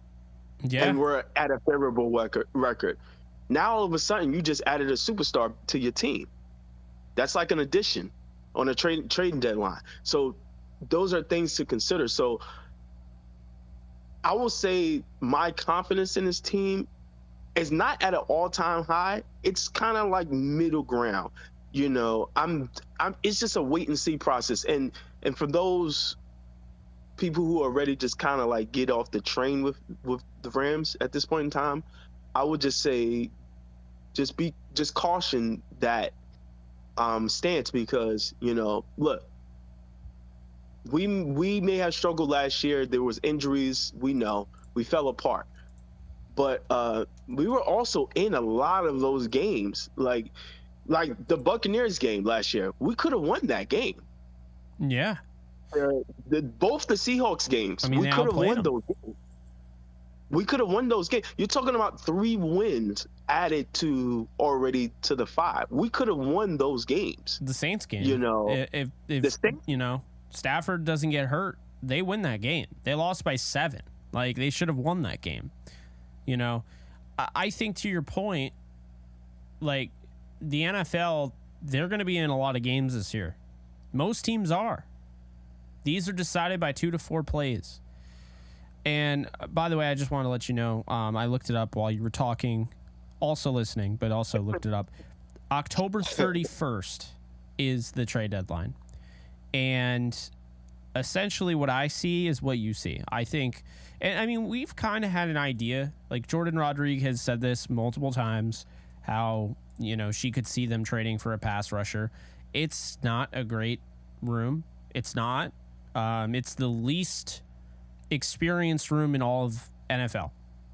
All position groups in the entire NFL, the Rams' edge room is the most inexperienced of any team. And so Absolutely. here's the thing, though, right? Mm-hmm. With that being said, It's the most inexperienced, but the Rams also had a really inexperienced 2018 one when they went to the Super Bowl, and they traded for Dante Fowler at the deadline. Right after coming off a huge win against the Packers, they traded for Fowler the next day. I was in LA. I remember that. I was at the, what was it? Wow. See a Sony, the Sony Picture Studio tour, and I'm in line, and I get the freaking news. Dante Fowler Jr. is going to the Rams, and I was so hyped because I was a big fan of his, and I just felt like he had the ACL tear, the Achilles tear, whatever. Jaguars were done with him the instant that happened, and so he needed to change his scenery. Well, what's funny is there's a guy who's going through the same thing, who wasn't the 3rd overall pick. He's the 2nd overall pick, and he's playing for Washington right now. He's probably going to miss the first game of the season, maybe the second. Chase Young. Doing the same exact thing. Season-ending injury. They're already moving on from him. I mean, they didn't even give him the 5th-year option. He's going to be good as gone at the deadline. I think they trade him away. I also think there's a chance they could trade away Josh Uche, from the Patriots, because I don't think the Patriots are going to be very good. I think there's a chance Rashawn Gary could get traded by the Packers. I think there's a chance the Rams could go back to Jacksonville. Be like, hey, you want to give us another pass rusher you failed to develop? Kayvon Chason, come on down. Now, he's a big name because of where he was drafted, but he hasn't done anything in the NFL compared to the other guys I mentioned. But I think that there is some smoke there. Where there's some smoke, there's some fire. I think there's some smoke as far as the Rams making a trade at the deadline. And here's the thing, okay? Later, Dolph. The thing here is that the Rams aren't trading for somebody at the deadline unless they're in the race and they want to get better and they want to get no. They're not trading at the deadline, period, if it doesn't benefit them long term and in the immediate. So when people say Chandler Jones or people say they're going to trade for Mike Evans is not an option. He's not a long-term option. What you need to reprogram your mind into thinking, they're not going after those veterans anymore. Okay? Von Miller's not an option. I don't know about OBJ next year because he'll be a free agent. I don't think he's an option. I'd say look more towards T. Higgins. Look more towards Chase Young. Look more towards a Brian Burns if he somehow gets to free agency. Look more towards Rashawn Gary. These guys are guys that they could potentially trade for. I don't think Burns is possible. I'm just going to be honest. I'd love him. I have the Spider-Man mask in the background. Burns, Spider-Man, love him. He's not going to be a Ram because there's no way in hell the Panthers are going to let him go. And I understand people are like, well, they let Julius Peppers go. I don't care. I don't buy it. Anyway, my point here is that I think if the Rams are going to make a trade at the deadline, it's not going to be a win now. It's not going to be a rental. It's a guy with an expiring contract who they think fits both in the immediate, makes them better if they're good enough, also helps them next year. And you only make this trade if you're in the thick of it. You have a shot at the deadline, October 31st. So we're talking at this point, the Rams will have played all the way up to the Packers game. So the Rams will have played the Seahawks, the 49ers, the Bengals, the Colts, the Eagles, the Cardinals, the Steelers, and the Cowboys. So if you're doing the math there, that's 8 games. Wow. So they will essentially have played 8 games up into the deadline. And right around that time, that week 8, week 7, whatever, they traded for Fowler in 2018. And this is what I said on my my top 5 bold predictions. I don't know if you saw that, Brandon, but I said straight up, they're going to make a trade, and they're going to get an edge defender. And I think it's going to be one of those guys, whether it's Chase Young, Kayvon Chason, Rashawn Gary, or Josh Uche. I think those are the guys that they target. And, I mean, there could be other guys, because here's the brilliance of the NFL season and why we just never know. Who would have thought the Rams could acquire Von Miller and OBJ in the same season? Who would have thought that the Browns would have released OBJ mid-season without trading him? Who would have thought that they could have gotten Von Miller? Who would have thought the Rams would have cut Kenny Young, who was their starting linebacker and playing well? Traded him for like nothing. Who would have thought they would have done that? Like, that's the thing, is like, as the season progresses, guys get unhappy, contract disputes happen, guys get off the field trouble. Like, and there are teams that will be like, I don't mind his off the field issues. Kareem Hunt, for example, that was serious. He was the franchise running back for the Chiefs. He just was fresh off winning the rookie. He had the rookie rushing yard thing there. Like he won the rushing title over Todd Gurley his rookie year. He basically was the guy moving forward. And then that whole thing happens off the field. And now he's cut. And essentially the Browns are like, all right, free running back. But you don't know. You don't know how the season's going to progress. So while we're talking about Caleb Williams could suffer an injury and retire. I mean, the NFL has never, and same thing with college football, has never been predictable. So that's the thing, is that while we say like, okay, they could do this, I could be thinking Chase Young, and I don't know, somebody could be out there like, what if TJ Watt just says, you know what, screw the Steelers, I want to go play for the Rams. It sounds ridiculous, but so did the Antonio Brown thing. Remember when Antonio Brown was the best receiver in football? Remember the killer bees for the Steelers? Everyone thought they were unstoppable. Like, not long after that, you had everything blow up. Martavis Bryant was out of the league. Like, that whole offense that looked unstoppable. Wow. You know? Martavis Bryant. Wow. That's a name I haven't heard in a while. But this is what I'm talking about, is that it's like, say what you will, but the NFL has never been predictable. It's always got crazy storylines. Who would have thought Antonio Brown would get another opportunity, and then with that opportunity, he would run off the field without a shirt on? Like, I mean, who would have thought Gronkowski and, Tom Brady would have ended up in New England, or would have gone from New England to Tampa? Who would have thought they would have ended up in Tampa? Yeah. Yeah. Brady was a 49er fan growing up. Like, everyone thought he was going to go to the Niners. Peyton Manning, everyone thought he was going to go to the Niners, and then he took a detour and went to the Broncos. I mean, there's just no way to know. Colin Kaepernick was one of the more dominant just solo players in the league, playmakers. And now he's not even in the league anymore. You just don't know. RG3 looked incredible his first rookie game. His second, the Rams beat him. There was a lot of hype about him.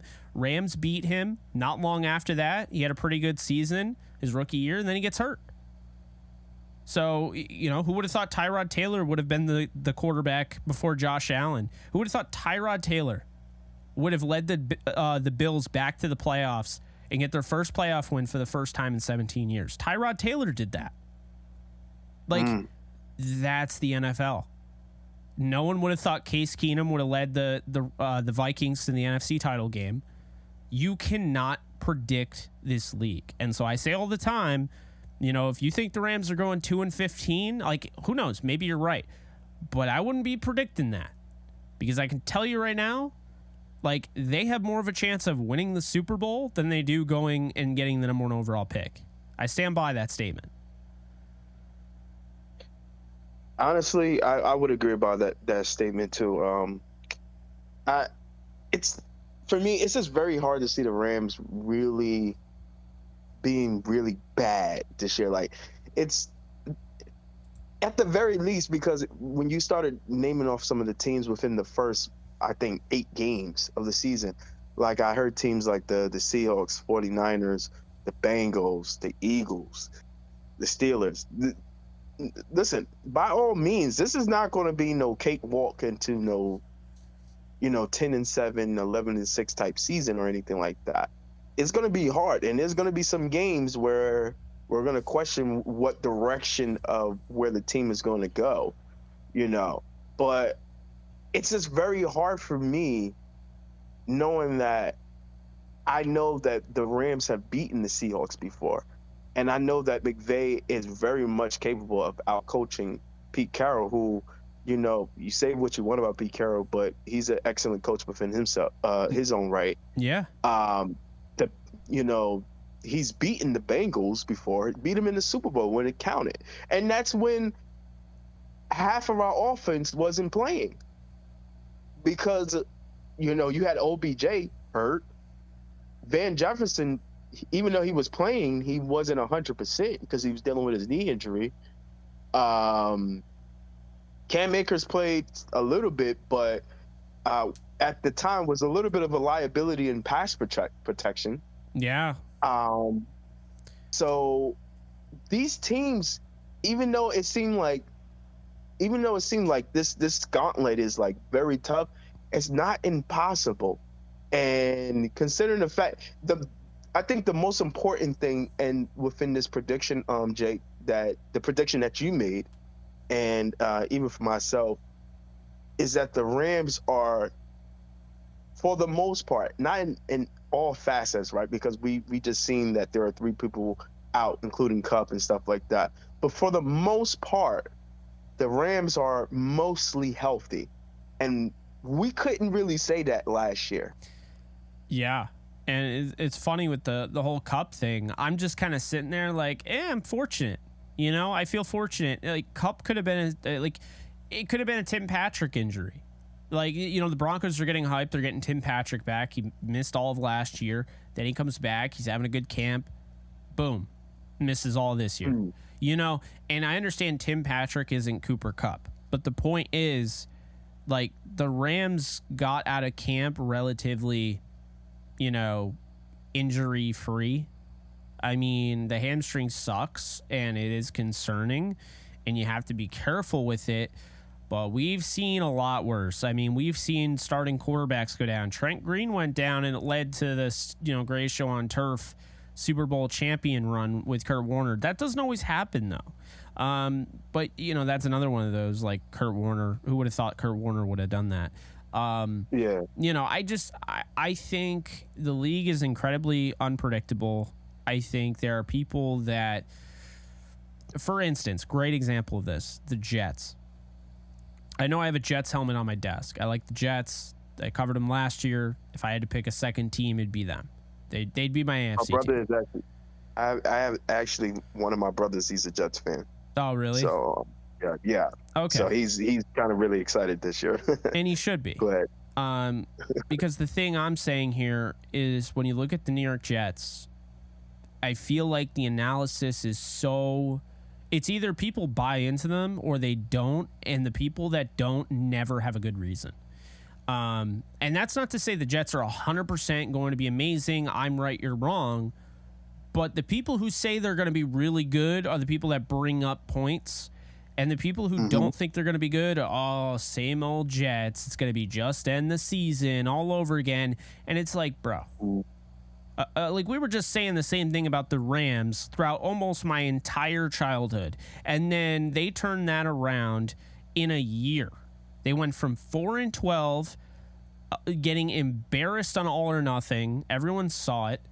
Jeff Fisher waving goodbye to his team as they got on a flight and he was fired. And then 2017, they're hosting a freaking playoff game at the Coliseum.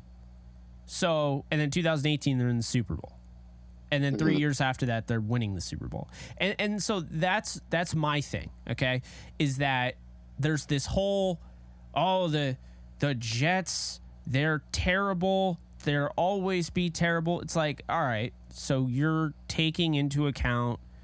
And also, the Jets were never really terrible up until recently. Those teams with Rex Ryan made the playoffs. I mean, Mark Sanchez made an AFC title game. Yeah, it's like, actually twice, I think. Yeah, twice. So it's funny how that goes. Like, that gets lost in history. That doesn't fit the narrative.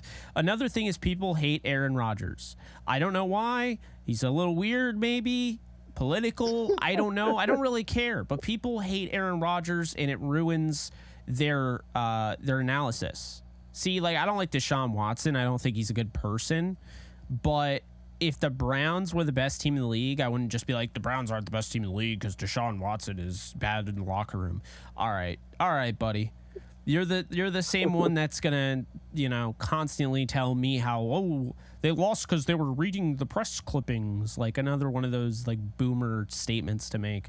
And it's just the reason I bring that up is because I feel more than ever we're seeing, just these like it's this cycle, and like the Patriots are very likely going to be the worst team in the AFC East, and that was unheard of when I was a kid, unheard of. And I just think that like people need to get over the idea, unless it's the Cowboys who haven't gotten past the divisional round since I was born, or the 49ers winning a Super Bowl since they haven't done that since I was born.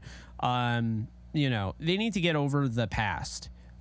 Because like, look, like, and I'm joking about the Cowboys and 49ers as no, yeah, it's just a joke, but the past has no bearing on the present and the future.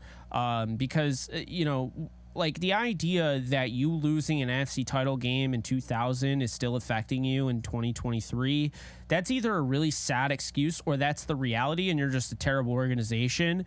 But for the most part that's not true, because there's no way that you could tell me, look, even the Greatest Show on Turf is a perfect example. They had the best offense of all time. Patriots cheated them out of their dynasty. You could say what you will. It's all out there. They cheated them out of their dynasty. Then the Rams had a hard time. Then they gave up on Kurt Warner after the broken pinky. And essentially, what ends up happening is that, you know, they go on throughout a dark age and a half, and they're one of the worst teams. And then now, you know, they're coming off a Super Bowl 2 years ago. They've been one of the more winning teams in the league. And it's like, it's just a reminder that, you know, these cycles, they change, and the Patriots aren't physically imposing anymore. They're not like an automatic L on the schedule anymore, you know? And so I think when you go up against them, and so I think just, you know, the way it's perceived and how we always have, oh, this team's going to be great, this team's going to be great, like, just pay more attention. Because look at the playoff teams every year to year. There's always playoff teams that make it and then they're gone the next year. And I'm just saying, like, with the Lions, they're a playoff team that didn't make the playoffs last year. They're 100% making it this year. Like 100%. You know, I'd put all the money I have on that. Because it's a foregone conclusion. Like, they were making it before they beat the Chiefs. You know, they're an easy one. But there's always going to be those teams that were pretty bad last year that turn around. The Bengals were that the year they went to the Super Bowl. There's no reason why a team like the Rams can't be that. The Jets didn't make the playoffs last year. Now they're one of the favorites. Like, so there's always going to be turnover. I mean, that's what the salary cap allows. That's just what time does. Father Time took Tom Brady out of the game. Tom Brady retired. Now Tampa has to start over essentially at quarterback. So it's like, you know, it's just one of those reminders. Like, I understand it's fun to dog on the Jets or whatever, or dog on the Cowboys, 49ers, but the past is the past, okay? It's great to know it, but it doesn't have to define the future. Absolutely, and I will even add to the point of because you mentioned about you mentioned about Aaron Rodgers and Deshaun Watson. I'm gonna be honest with you. I actually think that the Browns will actually probably be better than more better than what people think. The Browns, they already have a good team. They have a good roster. There's no reason why they shouldn't be good this year or even make the playoffs. Quarterback down, their roster is good. And I may be a little bit like maybe optimistic about them, but I honestly think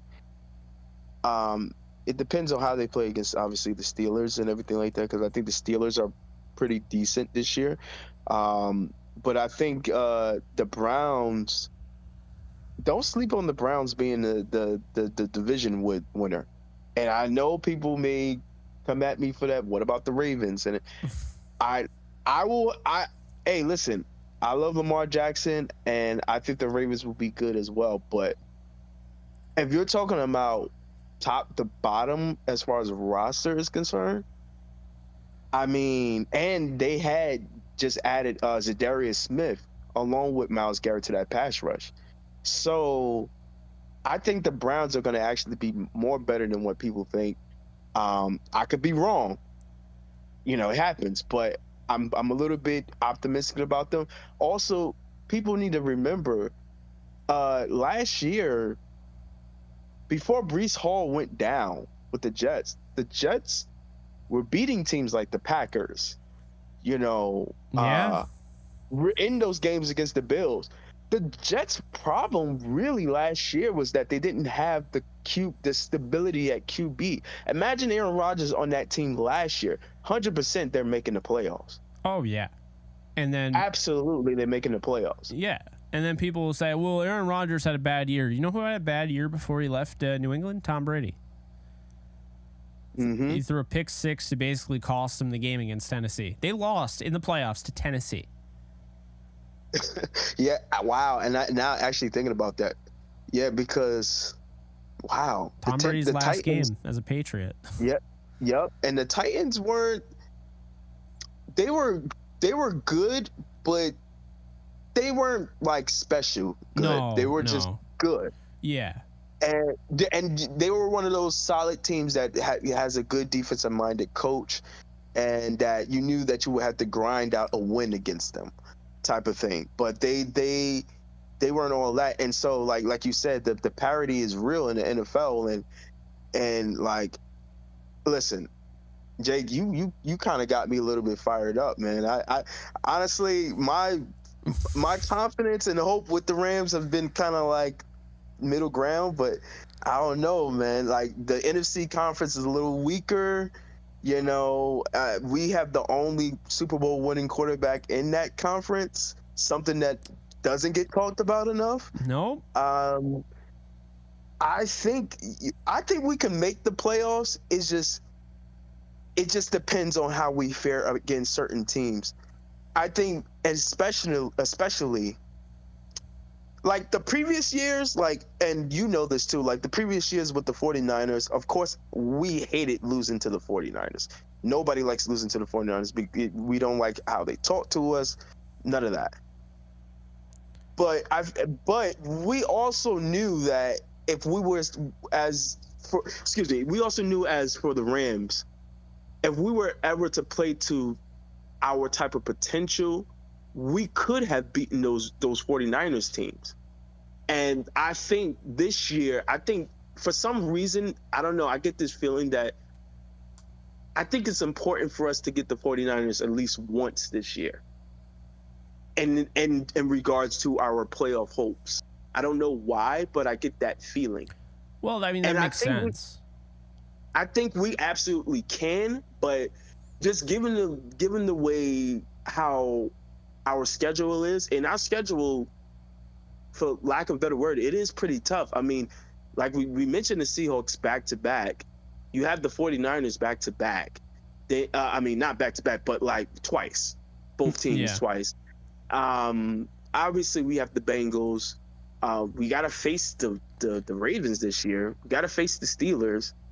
And then you got teams like the Eagles and the Cowboys who got all these good defenses. We are playing almost every team that we play against this year, besides maybe like the Colts and the Cardinals, have a pretty good to elite level defense. So it's not going to be like I said earlier with you, it's not going to be a cakewalk, but from what I'm hearing with Matthew Stafford and out of camp and stuff like that, he's been sharp. He's been healthy. A fully healthy Stafford who's sharp means that it can be a pretty good year for us. Yeah. So I'm riding that wave a little bit with you on that. I'm still not going to be at a 10 with this situation, but I think that we can make some noise a little bit. It just depends on how we start off, especially within those first 8 games, because it then will give us the ability whether we should put the gas on the pedal for the trading deadline and try to really push to make some hay in the playoffs. So yeah, that's my thought process on that. Yeah, no, of course. and just wrapping up here because I actually just looked and there's somebody. Yep, there's somebody in the waiting room. I hope they weren't waiting too long. No worries. But no, I appreciate you. But yeah, any final thoughts for you? On this team, you want to shoot your shot on anything? The floor is yours. As far as final thoughts, honestly, I would just say I appreciate you, Jake. Appreciate you too, man. Appreciate you doing the live stream. Appreciate you just even starting up this channel. You know what I'm saying? Like, for the Rams community and everything like that.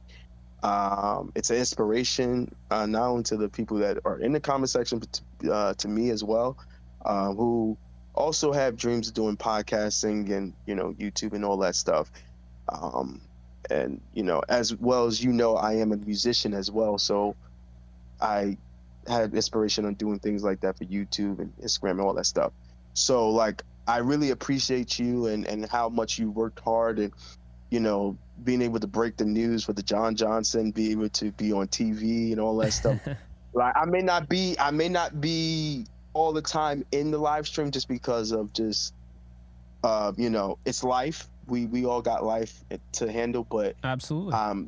But I'm always pushing for you, and I'm always, wishing and praying and hoping that you keep succeeding and stuff like that, and being one of those homegrown cats from, where we come from, whether it be the New Jersey, New York area, and really make it, So just want to say I appreciate you, man. I love this Rams community, and keep grinding, man. Keep grinding. Hey, man, I appreciate you. It's always fun talking with you. Definitely don't be a stranger. Come on some more, and we'll chop it up again. Hopefully, next time we're chopping it up, and it's about a W. Yeah, and hopefully after that, years to come when things get, all the way straight for me, and I finally start doing streaming of my own and podcasts and stuff, I can maybe pop in on video. That'd be cool, man. That'd be cool. Yeah. You let me know, man. Absolutely. Well, Jake, I appreciate you, man. I don't want to take any more of your time. I know there's other people waiting, so God bless, and you take care, buddy. You too, Brandon. Later, my guy. You. All right, take care. All right. Darth, how's it going? Sorry, I just looked and I saw you were in there. It didn't give me the alert that you were in there. It's okay. How you doing? I'm doing good. I'm excited for the season. Awesome. What are you excited about in the season? I don't really know. Like, I don't really have any expectations for this team. I'm just kind of gonna let the season play out as it is and just enjoy the ride and just see the potential of this team. No, I hear you there. How do you think this? Do you have a win-loss prediction maybe, or you're just Well, when I looked at the schedule at the start when the schedule released and that, I had them at 7 wins. Mm-hmm. There were a lot of I could see them winning this game, but it's 50-50. It's I don't know.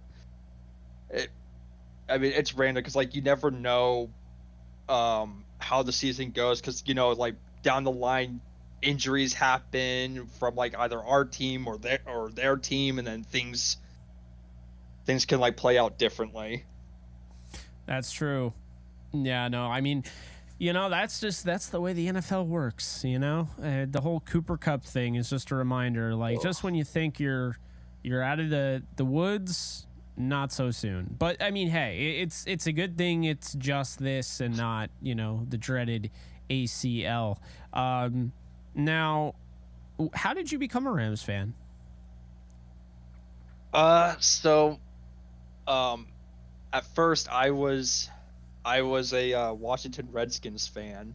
Okay. And my family was Washington and that, we're in the Virginia area. Oh yeah. Yeah. So and I don't know exactly like what happened exactly. Like, I don't know if it was just like the color of like their like jerseys, because like my favorite color is blue, and it just so happened the year that I became a Rams fan was the year that they won the Super Bowl, but I was so young that I don't even remember it. So 2 years of them actually finally winning it was like just the best thing ever for me. That's awesome. So you've been a fan since 1999. Yeah. Okay, awesome. I mean, Yeah. I like to say I've been a fan my whole life, but I mean, is that really fair? My brain wasn't developed until what, like 4? Like I can't remember when I was 2. Yeah. I was I was 4 when they won that Super Bowl. So like I don't remember, but I do remember 36. Yeah. And then I would just love to just erase the memory of Super Bowl 53 completely. Yeah, when that happened, I had my friend who was a Patriots fan in my house, and he was really chill, like really respectful about it. But I think I was just so in awe that I was right about McVay. And it wasn't one of those situations where I was like, oh yeah, I knew this was going to happen.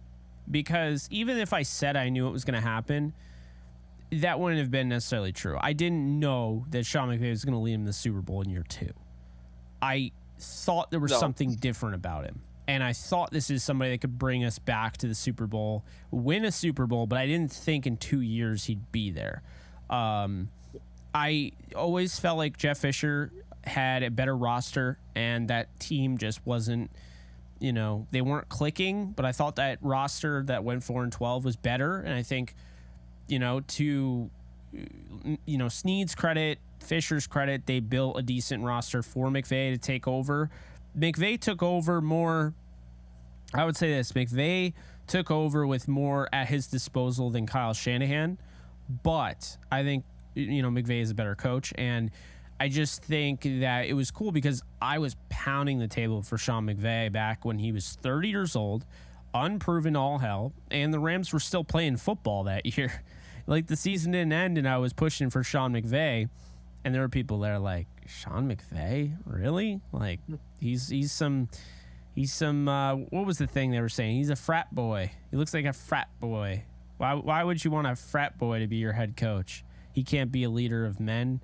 He's bad in the red zone. He's on Washington, and I'm like, I don't know. I think you're going to be wrong about this one. I think I'm going to be right about this one. And sure enough, but that's to make a long story short, I guess the point of bringing that up is the 2018 Super Bowl 53. It was almost like I was taking it all in and just thankful that they made it. Because it was like a culmination of all those years of me watching every single down and getting bullied at school and just going through everything. And then just to see them in the Super Bowl where it's like all those people that bullied me. And this isn't the only way to look at it, but it's funny. All those people that bullied me for being a Rams fan were watching at home while their team was sitting in Cancun or wherever. My team was, in front of their screens. Everyone was watching. And that's all. It's a weird thing what fandom can do. I remember when I was younger, I used to actually care, what everyone was saying about the Rams. And I'd go on I listen to podcasts, and I always had to get validation, or when Madden Ultimate Team had their team of the week. I always wanted to know that the Rams were being represented. I got really excited when they came out with a Danny Amendola Madden card, Now I don't care as much. but then it was one of those things where, you're just you just want validation, and that's why the Super Bowl, for everyone to have to see the Rams on their screen, there was something cool about that, Yeah. But man, I just thinking about even if we just if we just had a healthy Todd Gurley and that, I think things could have been different. We would have actually ran the ball, and we might have been able to have like the passing game like there, because like even though we were without Cooper Kupp, we still had Robert Woods and Brandon Cooks. So, and then even Josh Reynolds was a respectable third guy. So and the defense played great. Like the Patriots didn't play that great. So I felt like if we just had more to the offense, we would have won that Super Bowl. It's so frustrating because, as you mentioned, the Patriots didn't play that great, and the guy everyone calls the GOAT, Tom Brady, didn't play well once against the Rams in the playoffs. I mean, you could argue, okay, maybe he played a little bit better, in the divisional round of the playoffs, but those 2 Super Bowls, he had 145 yards passing in his first Super Bowl and 1 touchdown and 1 Super Bowl MVP. And then the second one, Julian Edelman won Super Bowl MVP because all he did was dink and dunk to Julian Edelman. But, I mean, it was like they absolutely shut down Brady both times. And it just sucks. He won both of those. So it's like you look at not all wins are created equal. Not losses are all created equal, because you look and you're like, there's a year where Brady threw over 500 yards and lost the Super Bowl to the Eagles. And there's a year where he threw 145 yards, and that's how he kickstarted an entire dynasty. Like, I mean, he wasn't good in his first Super Bowl. Not at all. And I think that's the weird thing about it, But I want to get your thoughts. How confident are you in Matthew Stafford? Oh, by the way, Deb, how you doing? You're late to the party? Oh, I see you. What are your thoughts on Matthew Stafford going into the season? Are you concerned? Are you excited? Do you think he's going to have a really good year, bad year? Where are you on Matthew Stafford? I think I'm pretty confident in him. And going back to so like with Cooper Kupp being out, even though that, yes, that's a bad thing, but I think that in the weirdest way, it could be a positive, because I feel like when Kupp does return, it's like Stafford already has a great connection with Kupp, but now he's going to have 4 games of getting connections with other guys. So when Kupp is there, now he doesn't have to rely on just like Kupp, and he can like trust some other guys. And I feel like that's what the problem was with like last year, not just with like the whole offensive line being hurt, but like just not getting a good connection with like an Allen Robinson or a Van Jefferson or Tutu Atwell and that sort of. So I feel like with all the with these like 4 games that we would have, maybe more depending, but I just feel like when Cooper Kupp comes back, I feel like our offense can just go to like the next level. And I also I feel like we're going to have a more balanced offense. Like, I think we're going to have a more balance to like the pass to like run type thing. Cause I really like, the offensive coordinator that we got, like seeing like what the Jets offense was doing with the running game. So I think there's a lot of positives on this offense that people are just sleeping on us completely. I absolutely agree. I think if I had to, someone gave me the assignment and they're like, explain the Rams to somebody in the simplest of terms, I'd say the 2023 Rams are going to be a balanced offense and have an aggressive defense. And I think that is going to be their key. Having guys play, pin their ears back and just send the house, send the blitz. Let these guys play bump and run every now and then. Let these guys get in the face of receivers at the line of scrimmage. I think that's going to be helpful. I think they have a good secondary. I think they have a great linebacker. Obviously they have an intriguing talent on the edge that they drafted in the 3rd round in Byron Young.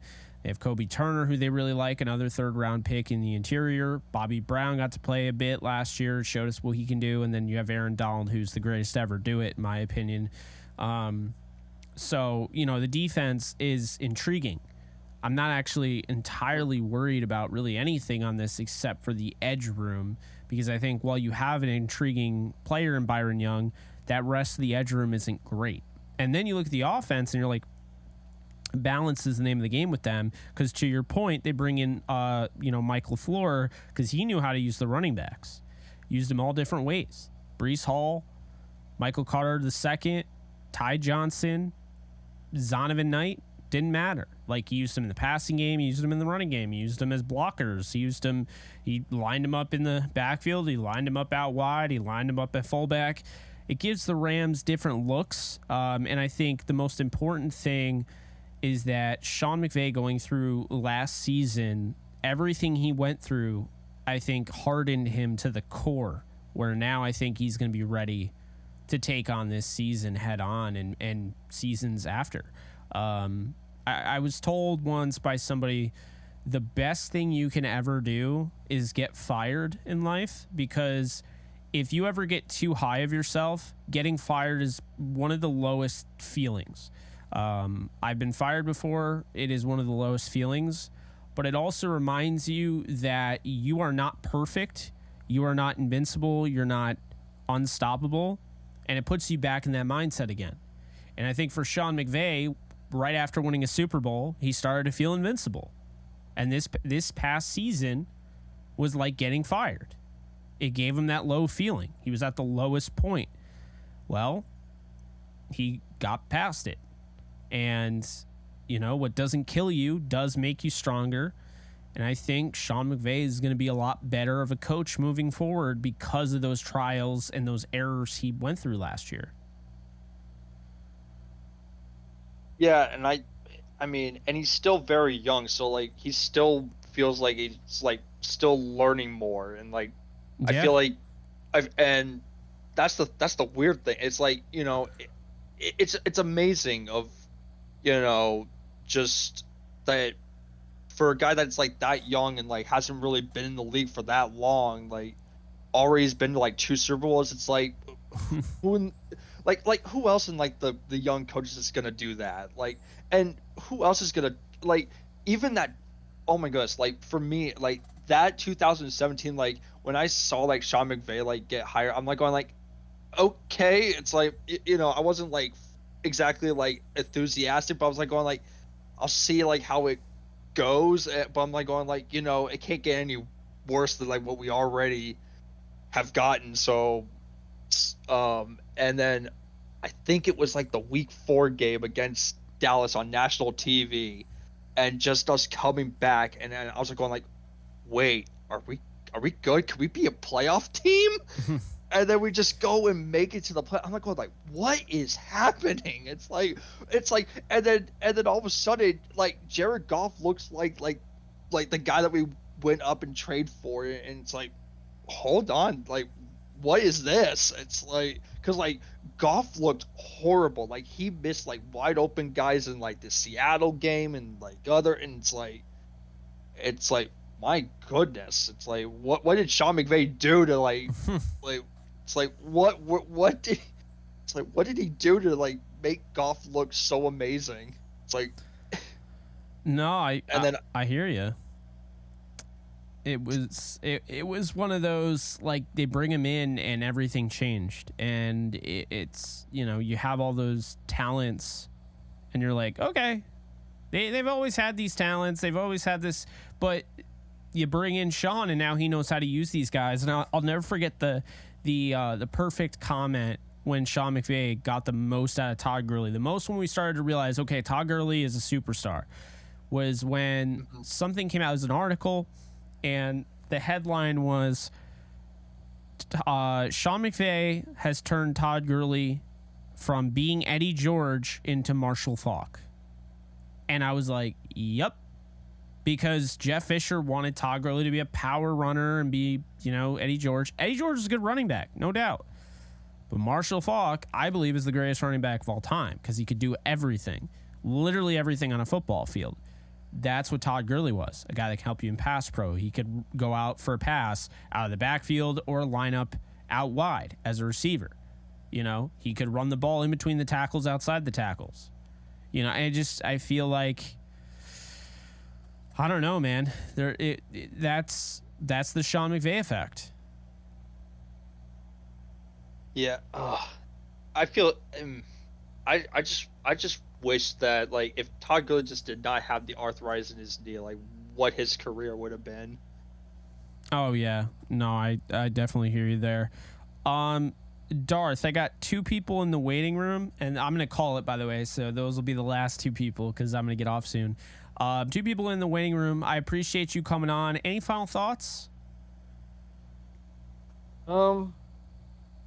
Just that I'm bummed about the Cooper Kupp like injury because so literally I knew he had like the hamstring injury, and I had like a fantasy draft and like that, and I was in like an 8-team like league, and I had like the second pick like that, and I took Christian McCaffrey, and then on the turnaround, somehow in the world, I don't know how, but Cooper Kupp fell to me, and I snatched him. So I was like going like, I'm feeling great, and then literally 2 days later, it's like, oh, Cooper Kupp had a setback, and I'm just like, great, like so yeah. So I'm hoping that I can survive while Kupp is, and I've never had Cooper Kupp on my fantasy team ever, and this is how I get greeted with it. Yeah, no, that's not ideal. But hey, man, good luck the rest of the way there. I would suggest picking up Tutu Atwell, but we'll have to have you on again actually, soon. I did actually before I go, I did actually recently I traded away Mike Evans and got T Higgins. Oh, okay. Well, yeah, that's good. See, you're fine. Then Kupp will be back probably by week 5, maybe a little bit longer, but you'll have him for a playoff run. Hopefully. All right, so I will bring in Chacho again. Appreciate you, Darth. We'll talk to you soon. And you take care. Enjoy the game tomorrow. All right, you too. All right. And now, Chacho, how you doing? Good. How you been? I've been good. Can't complain. Appreciate you supporting the channel. Oh, you're welcome. And you know what? Thanks for backing me up. People always pick on me because, I don't know. Just all my life I've been picked on by kids, by adults, because of my voice and how I talk. And Your voice sounds fine to me. Well, yeah, but everyone's like, "Oh, your balls haven't dropped. Your voice isn't deep enough." Like, well, whatever. I'm like, God made me this way. I'm like, I came out. Sorry to say, I came out when I was a kid. I came out like this. I can't control what God gave me. So, yeah. All right. So, okay. My godfather, like I've been telling you, he's been a Ram fan for ages. Yeah. So I'm a Cowboy fan because I live in El Paso, Texas, where Aaron Jones lives. Oh, nice. And I'm always like, I always make fun of my own team. Like, I put a bag over my head. I'm like, who says I like the Cowboys? What's happening? If we have a bad year, or I don't know. I just don't like Jerry Jones. Like when he got rid of Jimmy Johnson, I said, no, guys, we're not gonna win a Super Bowl. We're going to be cursed for life, even though I don't believe in curses. But it's hilarious. I just laugh at my own team. I'm like, oh, my God. Are you feeling good about Trey Lance? I hope he works out, for the love of God. I'm like, I just, like, I tell people, I do not like Prescott. I mean, he's a good quarterback, but he makes a lot of mistakes. He throws it to the damn wrong team. I'm like, what are you doing? Like, are you colorblind or something? What's happening here? So this year, Chacho, with the Rams, do you think they're going to be good? I hope for all of the Rams fans. I hope they're good, but like the other caller said, he had Kupp on his fantasy football team. Mm-hmm. Well, I did the same mistake. I'm like, yay! Well, I'm gonna get Kupp, and they're like, oh no, he's hurt. I'm like, damn it! I'm like, oh, just my luck. To be fair to you, and to be fair to Darth, a mistake is only something that is the bad move before you make it. There's no way you could have known that Kupp was going to have another setback. Yeah, I was like, no, come on, God. I pick him because, like, I wanted to pick one of the Rams because of my godfather. I'm like, damn it. I'm like, he gets hurt. What is happening? I'm like, oh my God, what's happening? And then I tell myself, well, let's see what the Ravens can do. Everyone's like, what? You like the Ravens? They're all like, yeah. And your problem is my whole family. I'm like, what? Why do you like the Ravens? Because I can. Because I want to. Who's your favorite player? You know, my favorite player is Jackson Lamar. I like him a lot. Oh, yeah. Yeah, he's a lot of fun to watch. He's been one of my favorites for a while. But it was Lou Ray. Oh, what's his name? Lewis? I loved him when he was Ray Lewis on defense. Yeah. Oh, gotcha. Yeah, he was feisty.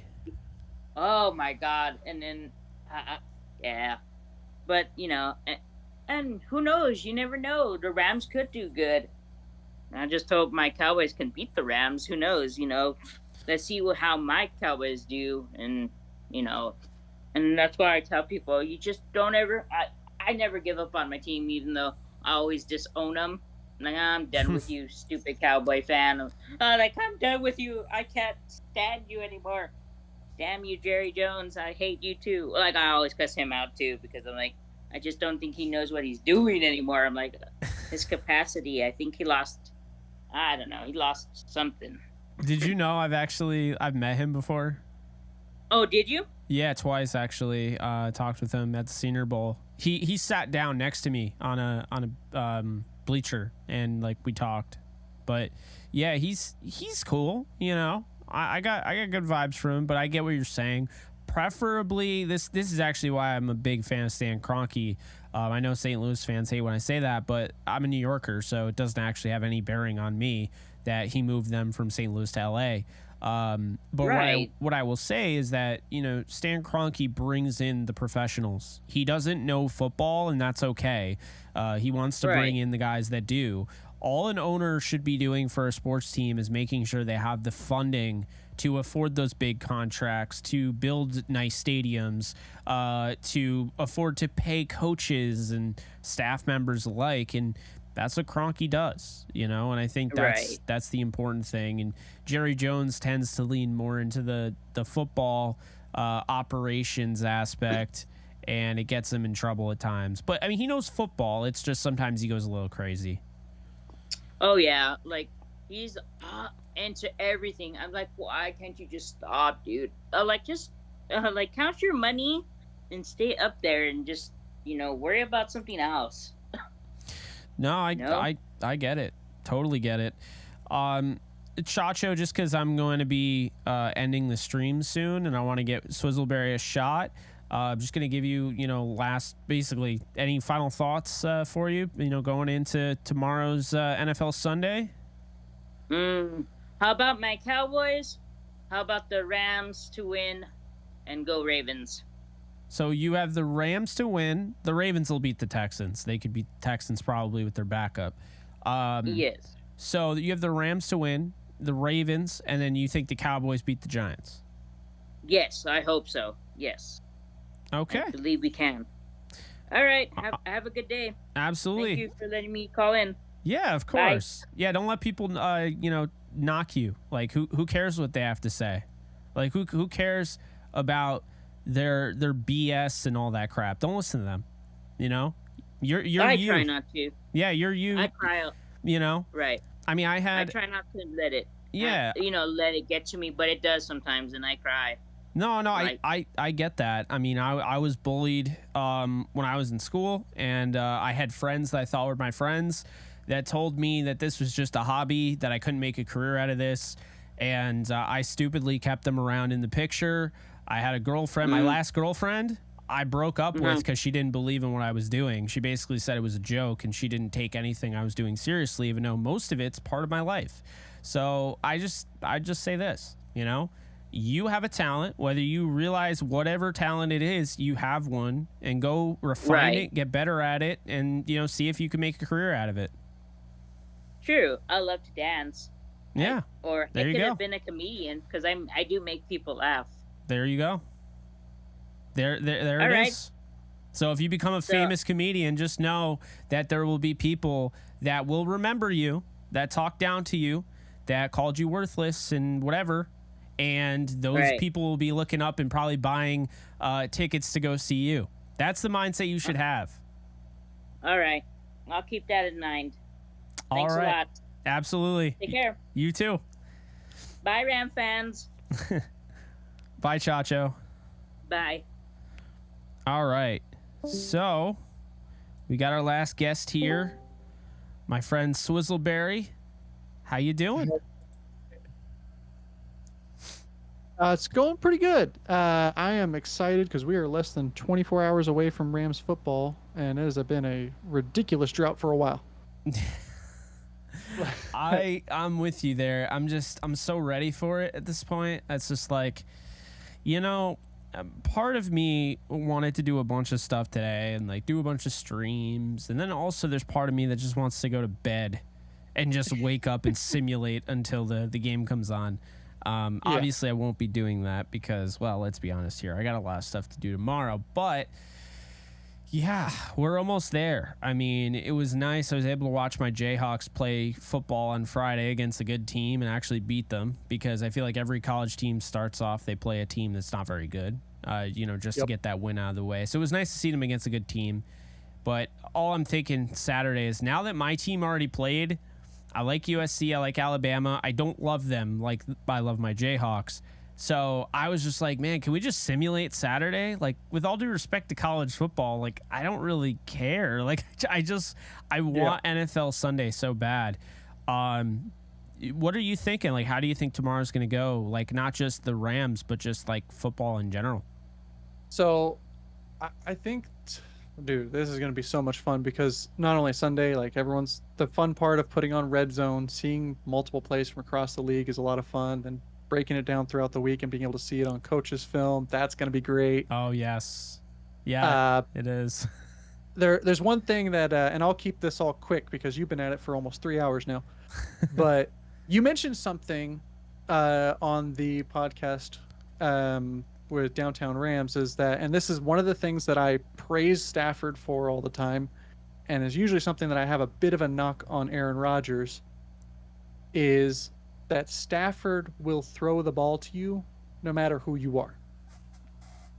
Rodgers feels like he holds onto the ball too much and does not throw you the ball unless he trusts you 100%. You were mentioning. Oh my sorry, God. Go ahead. No. You're nailing it right on the head. And I love Rodgers, but it's the same thing with Brady. You know, it's the same thing with a lot of those main, top-notch quarterbacks, and that's why I've always said, like, Stafford gets this rapport now. He only throws to Cooper Kupp, but I think last year he only threw to Cooper Kupp and Tyler Higbee, because when you think about it, like, I have no time. I have no time. We're not establishing the run. And the guys that are blocking for me are guys that we called up, not off practice squads. We're talking, we called this guy off the street. I mean, Ty Nsekhe was starting at the end of the season last year. He was on the Rams in 2012. Yeah.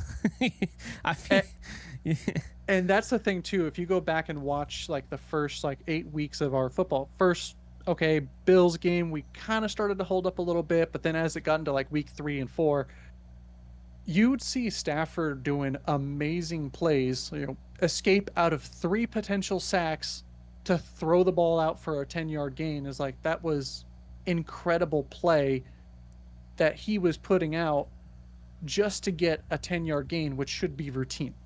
Absolutely. And that's the part that I'm excited for, is because we don't have to worry about, okay, Kupp's out, now he's going to struggle where to go. Or when we had Bradford and he was injured over and over and over, it's like, great, Danny Amendola's out. Who's he going to go to? Yeah. That was his panic button. Just throw it to Amendola and let it go. Yeah, and what I really find interesting about all this is that Stafford lost weight in the offseason, and it was probably one of the most underreported things out there. And the reason he did it is because they're going to use more of those sprint outs, those naked bootlegs, things like that. And I'm just like, man, watching those concepts with Stafford is just going to be so much fun. Because here's the thing. Yes, you have Stafford. Yes, he is a very advanced quarterback. His knowledge transcends most in the league. You know, you want to do some crazy, convoluted, fancy things, but sometimes keeping it just simple goes a long way. Like, for instance, the Broncos don't win the Super Bowl with Peyton Manning because this was after Manning had just completely lost it with the injuries. They don't win the Super Bowl with Peyton Manning if they don't use those bootlegs and those simple just reads, because Peyton Manning was having a hard time with his arm, you know? And so you get him out on the bootleg, and that way he can basically cut the field in half. Now all I have to do is make a couple reads right in front of me. If nobody's there, I throw it away. That's simple, right? So that's the type of stuff that they're going to do with Stafford. They're also going to run the ball more. I think the exciting thing is Mike LaFleur and what he can do, because we know, like, Mike LaFleur used every running back on the Jets roster last year. So who's to say Ronnie Rivers doesn't get a few carries in this game, or Zach Evans? You know, I think Zach Evans will be a healthy scratch, but you know what I mean? Like, I think there's a lot to like when it comes to that. Oh, yeah. I mean, especially because it keeps everyone fresh. I mean, if you're using every bit of running back that you have in the room, like, you're not going to have a guy going for 40 touches a game, and by week 10, he's done. Yeah. But, no, absolutely. And I think that's the cool thing. It's why I keep saying balanced offense, aggressive defense. They're still going to play their soft shell, but they're going to be a little bit more aggressive in doing so. And I like that. And I think with their offense, it's like, it's nice to know if you need Stafford to throw 50, 60 times a game, he can do it. But you're better off establishing the run, forcing the defense to respect the run, opening up the play action passing attack, going back to your roots with Jared Goff. Because Jared Goff really struggled 2016 because he was having these 7-step dropbacks. Greg Robinson, who I think is in prison, I don't know where he is at this point, but Greg Robinson was their left tackle. Okay, so those 7-step dropbacks, because you need the 7 steps, it's supposed to align with the rhythm of the routes.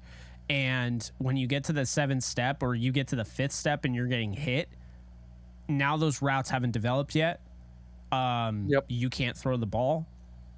And so I think with Jared Goff, it was great to get into that play action passing. And it's why Sean McVay, was using it at a league high, play action passing rate with Jared Goff, and it was working, and no one could stop it. And they're running, different rub routes with Sammy Watkins or, Cooper Kupp or Robert Woods, and scheming guys open.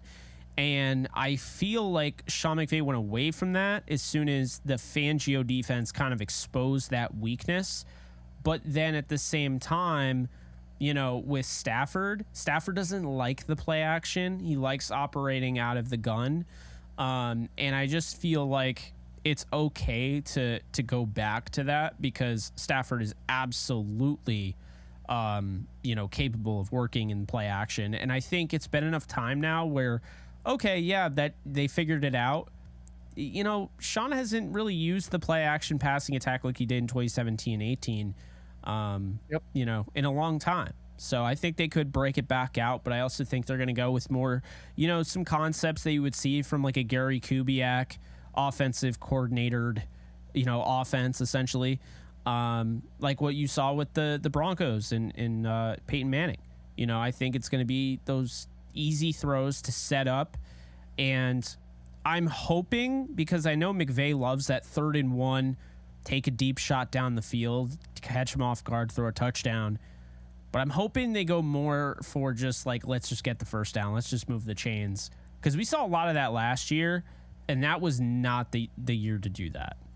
Right. If they can get like those first downs off of just quick, easy run plays, then they could start to sprinkle that in. And when you have someone like Van Jefferson and Tutu Atwell that can just rip past a corner, and you've opened it up already with the play action, maybe the corner bites a little bit on that, Stafford's going to just be ready to just throw it all the way down the field and get a touchdown on it. No, I absolutely agree. It's funny going back to your red zone comment. Like, man, we take NFL red zone for granted so hard. It is just, I watched a video of Scott Hansen, and it was like, it's been like, what, 7 years, 8 years, whatever.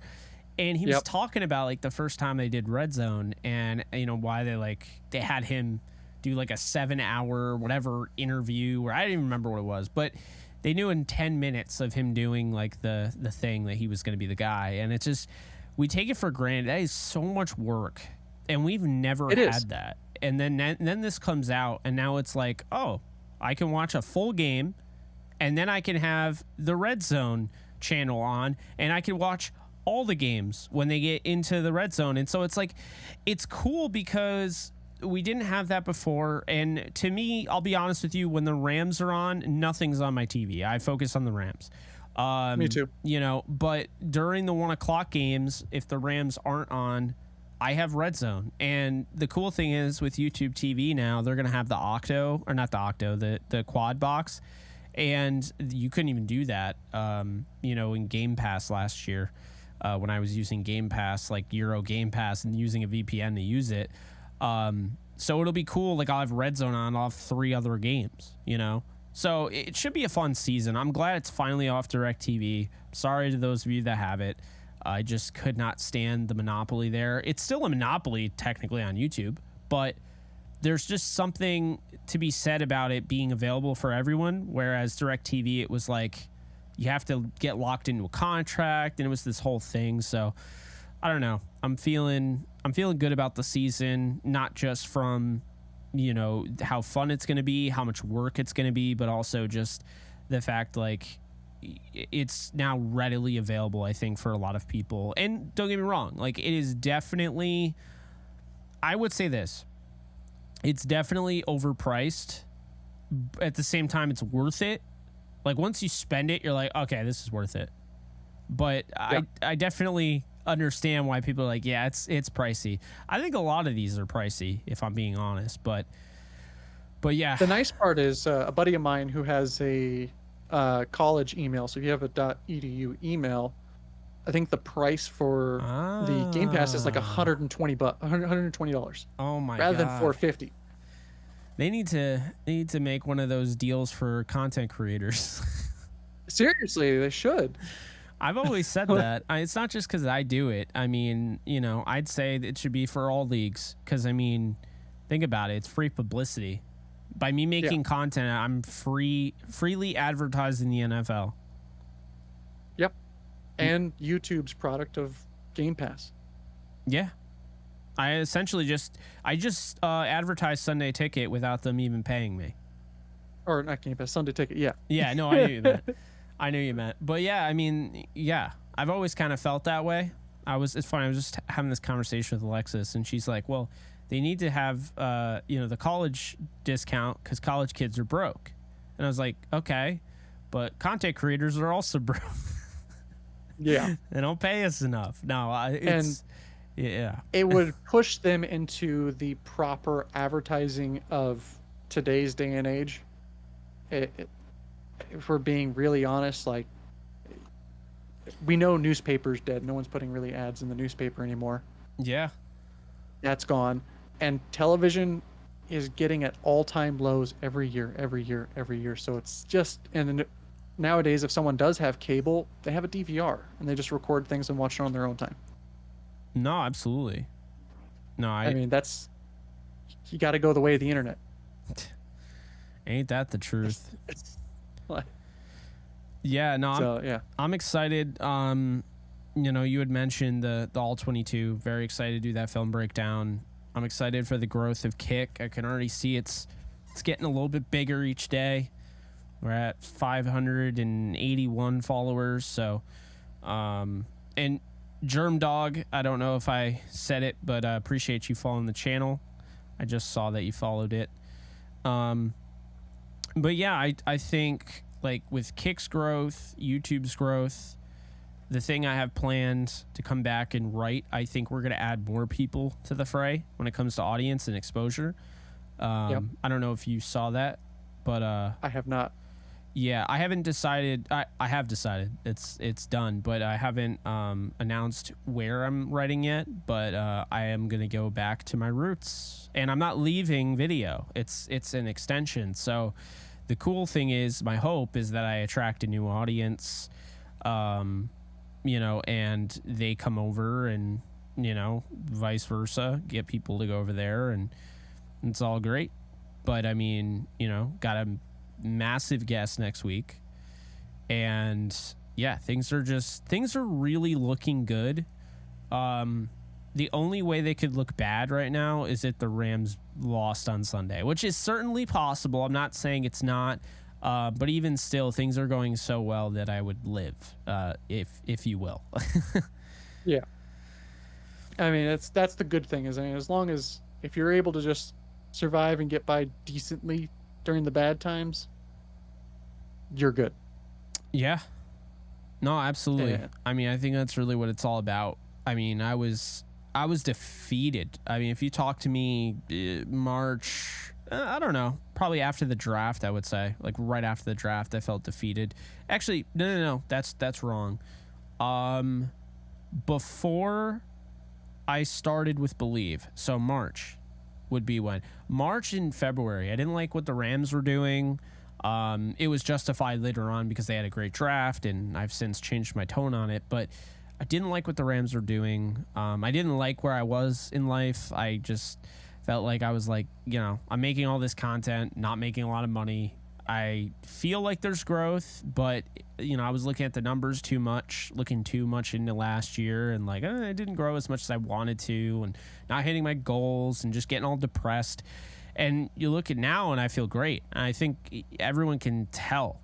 Like, I don't know if people, Yeah, I put on a big good difference. Yeah, I put on a good fake face, like when I'm not feeling great, because I have to, because I mean, I have depression. So like, there'll be times like I'll be depressed, you know, I'll wake up and I'm depressed. I don't know why, but I am. And then I get on the mic and it's like, I'm good at just faking it, and like not faking it to you guys, but just showing you that I'm not upset, you know, putting on a Right. happy face. But like right No, now, I'm just very, You learn to mask it off, and like, cause like, yeah, I have that too. Sometimes I'll just wake up and then today just feels like a terrible day. I can't exactly. explain it. That just happens. Exactly. It really, well, there's a thing called dysania, I think it is, where it's, you know, combined with depression, it can cause you to not want to get out of bed. And then it's not even not want to, it's like you can't. Yeah. And I've dealt with that. And I tell people, and Where, they're like, like- that's insane. There's no way you go through that. You do way too much work. And I'm like, let me pitch this to you. If I told you that I was still doing that some days, I don't do it a lot, but like sometimes I've had that. If I told you I recorded 3 shows after almost spending a whole day in bed because I couldn't get out because I have dysania, and like, you know, I have like, you know, I get depressed. Like, would you believe me? And they're like, 3 shows? I was like, yeah, from like 8 till 11. I'm like, wow. I was like, yep. And that's what's kept me going, is like, even on my worst days, if I'm able to put out content, that's still a more successful day than most people, you know? So it's like, even though my day kind of sucked, it's like how you kind of come back from it.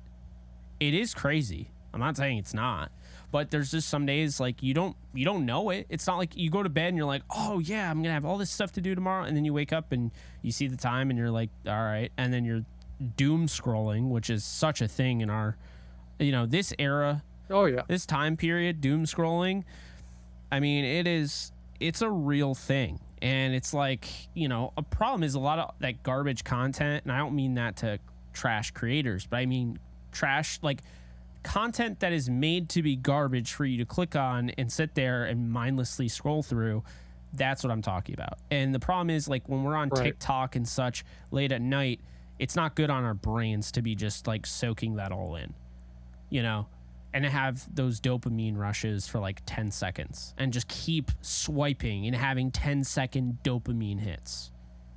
It's just not good for you. Like, yeah, especially in the middle of the night. Yeah, like your brain's like, yo, were we clocking out? We off the clock now? Oh, no, guess not. Like, you know, and so that's the problem, is like we got to take better care of ourselves. It's why I think, you know, just in general, we have so much brain fog. I mean, I deal with so much brain fog. People that I know deal with it. I feel like it's a sign of the times. I feel like a lot of it has to do with technology. I'm most definitely, but the main thing for me, like what I've noticed helps in my situation, is really focusing on how much sleep I get. Yeah. If I don't, and that's where like I'll tell people is, honestly, I operate well with 8 to 10 hours of sleep if I can get it. And it sounds like a lot when I tell people that, but it's just, hey, you know what? I know if I go on 6 hours of sleep, and then I get 7 hours and that low amount, I tend to fall into that mode of just like, I'm just gonna sit here and I'm stuck, like you mentioned, stuck in bed for 4, 5, 6, and I'm not getting out till like 4 p.m. Yeah. But then there's one of those things, like I'm also wildly obsessive with a lot of things. If I get into, like, that'll happen, but then at the same time, like, all of a sudden I'll jump on and I'll get all my work done for my job. But happens, it'll be from 7 o'clock at night till 4 in the morning, and then random odd hours when I get into those modes. Yeah, and I have a weird thing where, like, I only need 5 hours, like, to fully function. It's not even need, like, it's like you know, no, it is need. Impressive. Yeah, it's not even like oh yeah, I'd like 5 hours. Like, no, like I just need 5 hours and I'm good. Anything lower and I can function. I mean, I went 38 straight hours without sleeping right before, you know, if you combine that with my 24-hour stream. But typically I mean, I think I'm still dealing with the backlash of that. Like, I mean, that was last week, and I still feel kind of like randomly my body, like I'll get woken up. If I go to bed early, I'll wake up at like 2 a.m. and then I can't get back to sleep. And you're wired for a few hours at least. For the rest of the day. Yeah. So, yeah, it's been a little weird. JY's 92, Texas just went up 7. Is that game, like, that game just started, right? I'm looking right now. Oh, okay, it's 10-3. Oh, it didn't just start. It's in the second quarter. Okay. Damn. Yeah. Yeah, I don't know. Tomorrow I'm just trying to figure out what I'm going to do, because there's so many things I want to do. I want to make it so it's like consistent. I don't want to do anything week 1 that I don't plan on doing week 2. You know what I mean? Make it more like series based. But I just cannot figure out for the life of me what I'll figure it out by the time my head hits the pillow. But yeah, I don't know. I'll tell you right now, I just don't want to oversleep past 1. That's the one thing I don't want to do. Hey, that's the funny part about being on the East Coast. You at least have football starting at 1. Over here, it starts at 10 a.m. Yeah. So if you're up late, it's very easy to start sleeping, and then you wake up and you're like, oh my goodness, 30 minutes into every game right now. I had that one time, I think it was last year, and here's the thing. I've said this for years, and I don't know why, but it's like it never fails. I can tell when the Rams are going to lose a game based on how I get up. I don't know why, but like it never fails. You know, I've gotten false, like, bad feelings before coming before a game, and then the Rams just kill them. But no, I mean, the moment I get up, if it is just dark and gloomy outside, that affects my mindset. But like the moment I get up, if I feel like crap during the NFL season, that week almost surely the Rams are going to lose. Like the Rams. Also, if I do a watch party on the Rams, everyone wants me to do Rams watch parties. The Rams are like, they've never won when I've done a watch party for them, even preseason. Like, yeah, they get absolutely. I mean, we just trounced. experienced a nice 0-3 run on that. Yeah, 41-0 in preseason. You guys want me to do a watch party? I will let you guys know if I feel that way tomorrow. You'll know too. I'll be like, oh, I feel like crap. Sorry guys. Like, you know, but no, it's one of those things, man, where like it just seems to always predict what happens. Like the good example, the game they lost to the Seahawks, Sean McVay's rookie year, I knew they were going to lose. They were the better team, and they went on to trounce them later on in the season. But at the Coliseum early in the season, I had this feeling that they were going to lose. Like I woke up and I felt so groggy and just nothing was going my way. My phone wasn't charging, so once it died, it was dead. And I was just like, this day is terrible. Like this is awful. The Rams are going to lose to the Seahawks. And it's just like, man, like I'm not trying to get like super superstitious or anything like that, but it's like it just feels like every time I wake up and have like a bad vibe, like the Rams always lose those games. Yeah, you start to get a little too connected to it. Yeah, it just runs. I started to get that way by going to games. The first 5 games I went to were all losses. Oh wow, they almost always win when I go. Yeah, and that was where I was like, man, I don't know I even went to Rams Tampa Bay in like 2019. I was like, okay, we'll beat Tampa Bay. Nope, we lost that one too. Oh Mike God. Evans had a killer game, and I just could not imagine that. Like every little thing. Oh, that's right, Jameis Winston. Yeah, with Jameis Winston at quarterback, wasn't he? It was the year before Tom Brady went, and it was just. Good Lord. I don't know how that. We had a great defense. We had a great offense that year. Things were looking good. It was and we 2019, just right? kept dropping. Yeah. That year, they lost so many games that they were winning in 2018 and 2017, and they would win in 2020. It made no sense. The Cowboys game was a blur. I don't even remember it. I just remember Tony Pollard and Zeke Elliott running all over them. It took until the Cardinals game in week 17 to finally see a win. Yeah. And they should have beaten the 49ers. Yeah. They dominated that game and then they blew it at the end. Yeah, I would say, let's see, the games I've been at,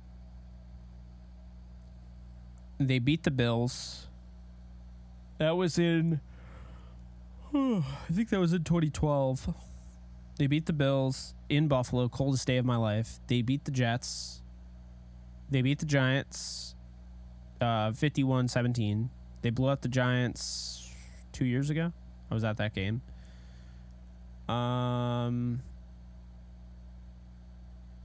Let's see. So that's 4. They lost to the Patriots, so that's 4-1. They beat the Saints at at Coliseum 5-1. Lost to the Redskins 5-2. Sean McVay's first year. Beat the Packers in 2018. So that's 6-2. And then they beat the Saints. So they've been 7-2 at games I've been to. They lost. So what you're saying is we need to get you tickets to the Giants game for New Year's Eve. Yeah, I mean that game's going to be a must-win, I think, down the stretch. So. Yeah. That's it's brutal, cool though. because it's coming off of a mini bye, so that helps. But I think they win that, and I think they lose to the 49ers to wrap up the season. I wouldn't be surprised. I have both games against the Niners as a loss. Maybe we might be able to steal this one in September, but playing the 49ers in January is no joke. I mean, I think there's a genuine possibility that we kick off the season with an 0-2 Seahawks team, an 0-2 49ers team, an 0-2 Chiefs team. And the Rams are 2-0. Which is crazy because there's a lot of teams last year that if you said that they were going to do what they did, if you said the Seahawks were going to be pretty solid and end around 500 last year, people would have called you crazy. I had him going, what was it, 7-10 a year ago? Yeah, I had 7-10 before. I got the record perfect. Then I said 7-10 again, and they ended up winning 9 games, 10 games. I don't remember. Yeah, I think it was 9. and yeah, I mean, that's the part that's getting nuts. Is, I mean, as much as you think teams are going to do well or not, or like everyone had thought the Rams were going to do great until, I mean, we lost absolutely everyone on the team. Yeah. No, I definitely hear you there. Yeah, I think it'll be, it's just crazy. Like the idea that, I mean, the Bills have the Jaguars next week. Or sorry, the Chiefs have the Jaguars next week. The Bills, no, the Bills won't be 0-2. Because they're playing the Raiders. They have the Jets the first week. I think the Jets win. Yeah, I think there's a chance. The Rams are 2-0. The 49ers are 0-2. The Chiefs are 0-2. Seattle's 0-2 because I think they lose to Detroit. Let's see what else here. I think that's pretty much it as far as like who would be surprising.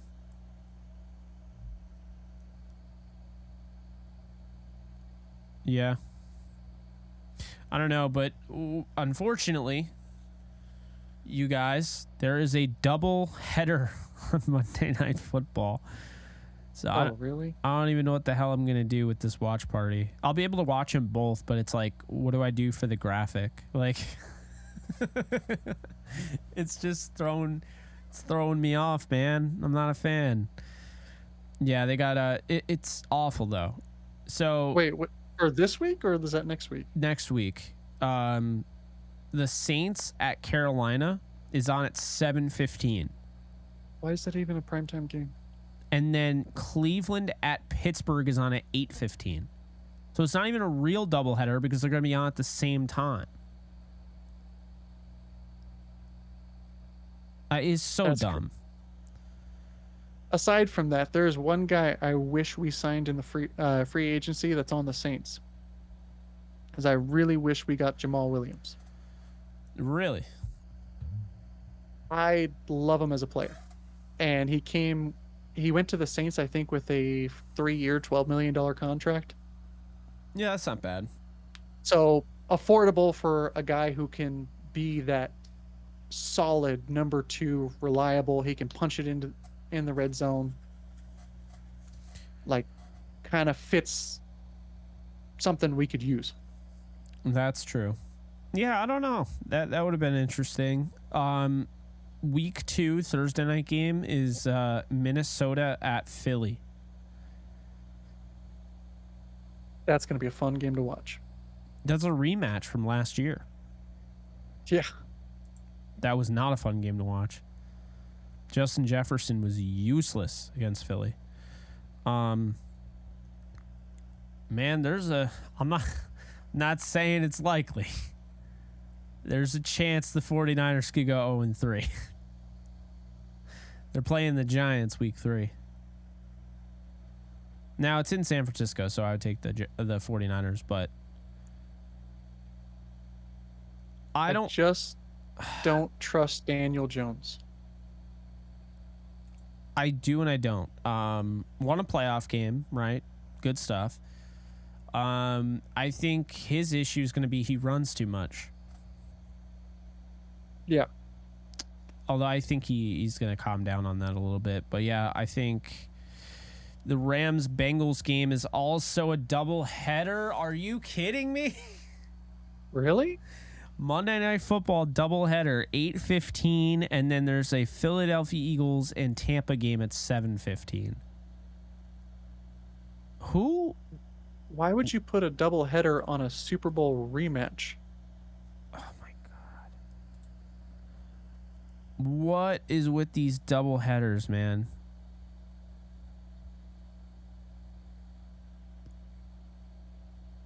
I can't. Well, good luck to figuring that out because I have no idea how to do that. No help to you at all there. Yeah, okay, there's only 2 doubleheaders this year, but they're week 2 and week 3. I don't know why the Rams are there. And the Rams Bengals game is on ESPN, and because I have Spectrum, I can't watch it. That's awesome. We just got rid of Spectrum today. Box is gone. Just Oh my goodness. yeah. Just That is going to be a fun phone call in a week. yeah. Uh, Well, here's the thing. I'm not an Yeah. oracle, but I can tell you, I can guarantee you one thing that's going to happen. The 49ers are going to win week 4 because they play Arizona. yeah, I mean that's guaranteed. That's guaranteed. Then they have Dallas, though. Even the years that Arizona played well, San Francisco would beat them up all the time. Yeah. I mean they play so well within the division. It's very impressive. Yeah, I'm looking at the... I mean, the 49ers have a very similar schedule to the Rams to start the season. This is not going to be easy. I mean, that's the thing. Like, the Steelers, the Rams, the Giants, the Cardinals, which are easy. Cowboys, Browns in Cleveland. I could see that being one that they overlook. The Vikings in Minnesota, and then the Bengals, and then the Jaguars. Then they have the Bucks. Then the Seahawks. Then the Eagles. Then the Seahawks. Cardinals. The Ravens, the Commanders, and the Rams to end it. Like, that's a beefy schedule. Have you seen Seattle's? Is it easy? No. They have the Rams at home, then they go to Detroit to play the Lions. Back home for the Panthers. That's not that bad. But then they go to New York to play the Giants. Then they play Cincinnati. They get a bye week. They play Cincinnati in Cincinnati. And then you Cardinals, Browns, Ravens, Commanders gets a little easier, Rams again. And then they have 49ers twice at the end of the schedule. Yeah, like almost back to back. They have Cowboys, Eagles in there, Titans probably, but then to end the game, the New Year's Eve game is the Steelers. And then they finish off with the Cardinals. My concern is that if this comes down to the wire, and this is a big deal, is when you look at the NFL and that week 18, the Rams got stuck with a finale in Santa Clara. Yep. And you have these potential wild card teams that they could be fighting with, or maybe for the division. They're playing the 49ers. Seattle gets Arizona, and then you look like, I mean, that's a concern of mine. And then Dallas gets Washington. It's like, I don't know. I think they just went with this like rivalry week. Yeah. And I think they should have gotten Arizona because they had San Francisco more recently. They had Arizona in 2020 with John Wolford. 2017, week 17 though is also like, the Rams had the Giants. That game is not a guarantee. Like, they normally win at MetLife. I know, I've been there, but it's like the 49ers getting Washington to end the season and the Rams, but they're at home. It's just like, yeah, I don't know. And also looking at the schedules now after seeing, okay, we've had training camp, we've had preseason, I wouldn't be surprised if this division is won with 10 wins. Yeah. I have them at 10-7. I have the 49ers at 11-6. I think the 49ers could lose more than 11. They could lose more than 6 games. Like, it could go just terrible for everybody, and you could see a 9-win team take the division. Yeah. It's happened a lot in the past in the NFL and all different divisions. I mean, that could happen. And even then, at that point, everyone's in the race for it, even the Cardinals. Nothing will shock me. I can't stress that enough. Nothing will shock me. I did want to see who has the okay. The Thanksgiving games. There's a Friday night game. Dolphins and Jets. that on Black Friday. Interesting. Jets got a ton of games, man. I love to see it. Packers at Detroit, and then Washington at Seattle, and then San Francisco at Seattle, or Washington at Dallas, San Francisco at Seattle. Yeah, Seattle's playing twice. They're just hosting 2 teams. Yeah, I'm annoyed that the Rams have never gotten a Thanksgiving game, but that's just me. Anyway, I'm happy we don't get it. Because you can enjoy your Thanksgiving without worrying about a Rams well, L. And also for the players' sake, they get to spend it at home with their families, other stuff like that. That's cool. It's a nice work benefit. But also like it's more of just okay. And yeah, if I was watching the Rams game on Thanksgiving, I would be stressed out. I mean, it was like in 2021, I was watching, I forget, I think it was the Cardinals play, or it was a Christmas game. And I was more stressed watching other people play just to have like positioning in playoffs. And even then you can get that little bit. Yeah. But the same as like I don't ever want to see us do international games. No, and God, they're so dumb. The international games, like it's not that the international games are dumb. It's the idea that we could potentially see an international team, like even just talking about that just upsets me. But anyway, that's a whole different thing. Yeah. I'm going to get off here because I'm running out of steam. Yeah, sorry, I said I would try to keep it short. No, you're fine. Appreciate everyone that called in. Appreciate everyone that was here. One more sleep, guys. One more sleep. If you don't want to wait for that, I will be on Kick. I just posted the link below. I will be on Kick later. I don't know if it's to play Warzone or Starfield or whatever, but I am going to stream on there. So be sure to check that out later. Be sure to follow. It takes 30 seconds and it is free. So yeah, I'll see you guys. If I don't see you later on Kick, I'll see you tomorrow on Kick or YouTube. But until next time, you guys take care, and I'll see y'all soon. Later, folks.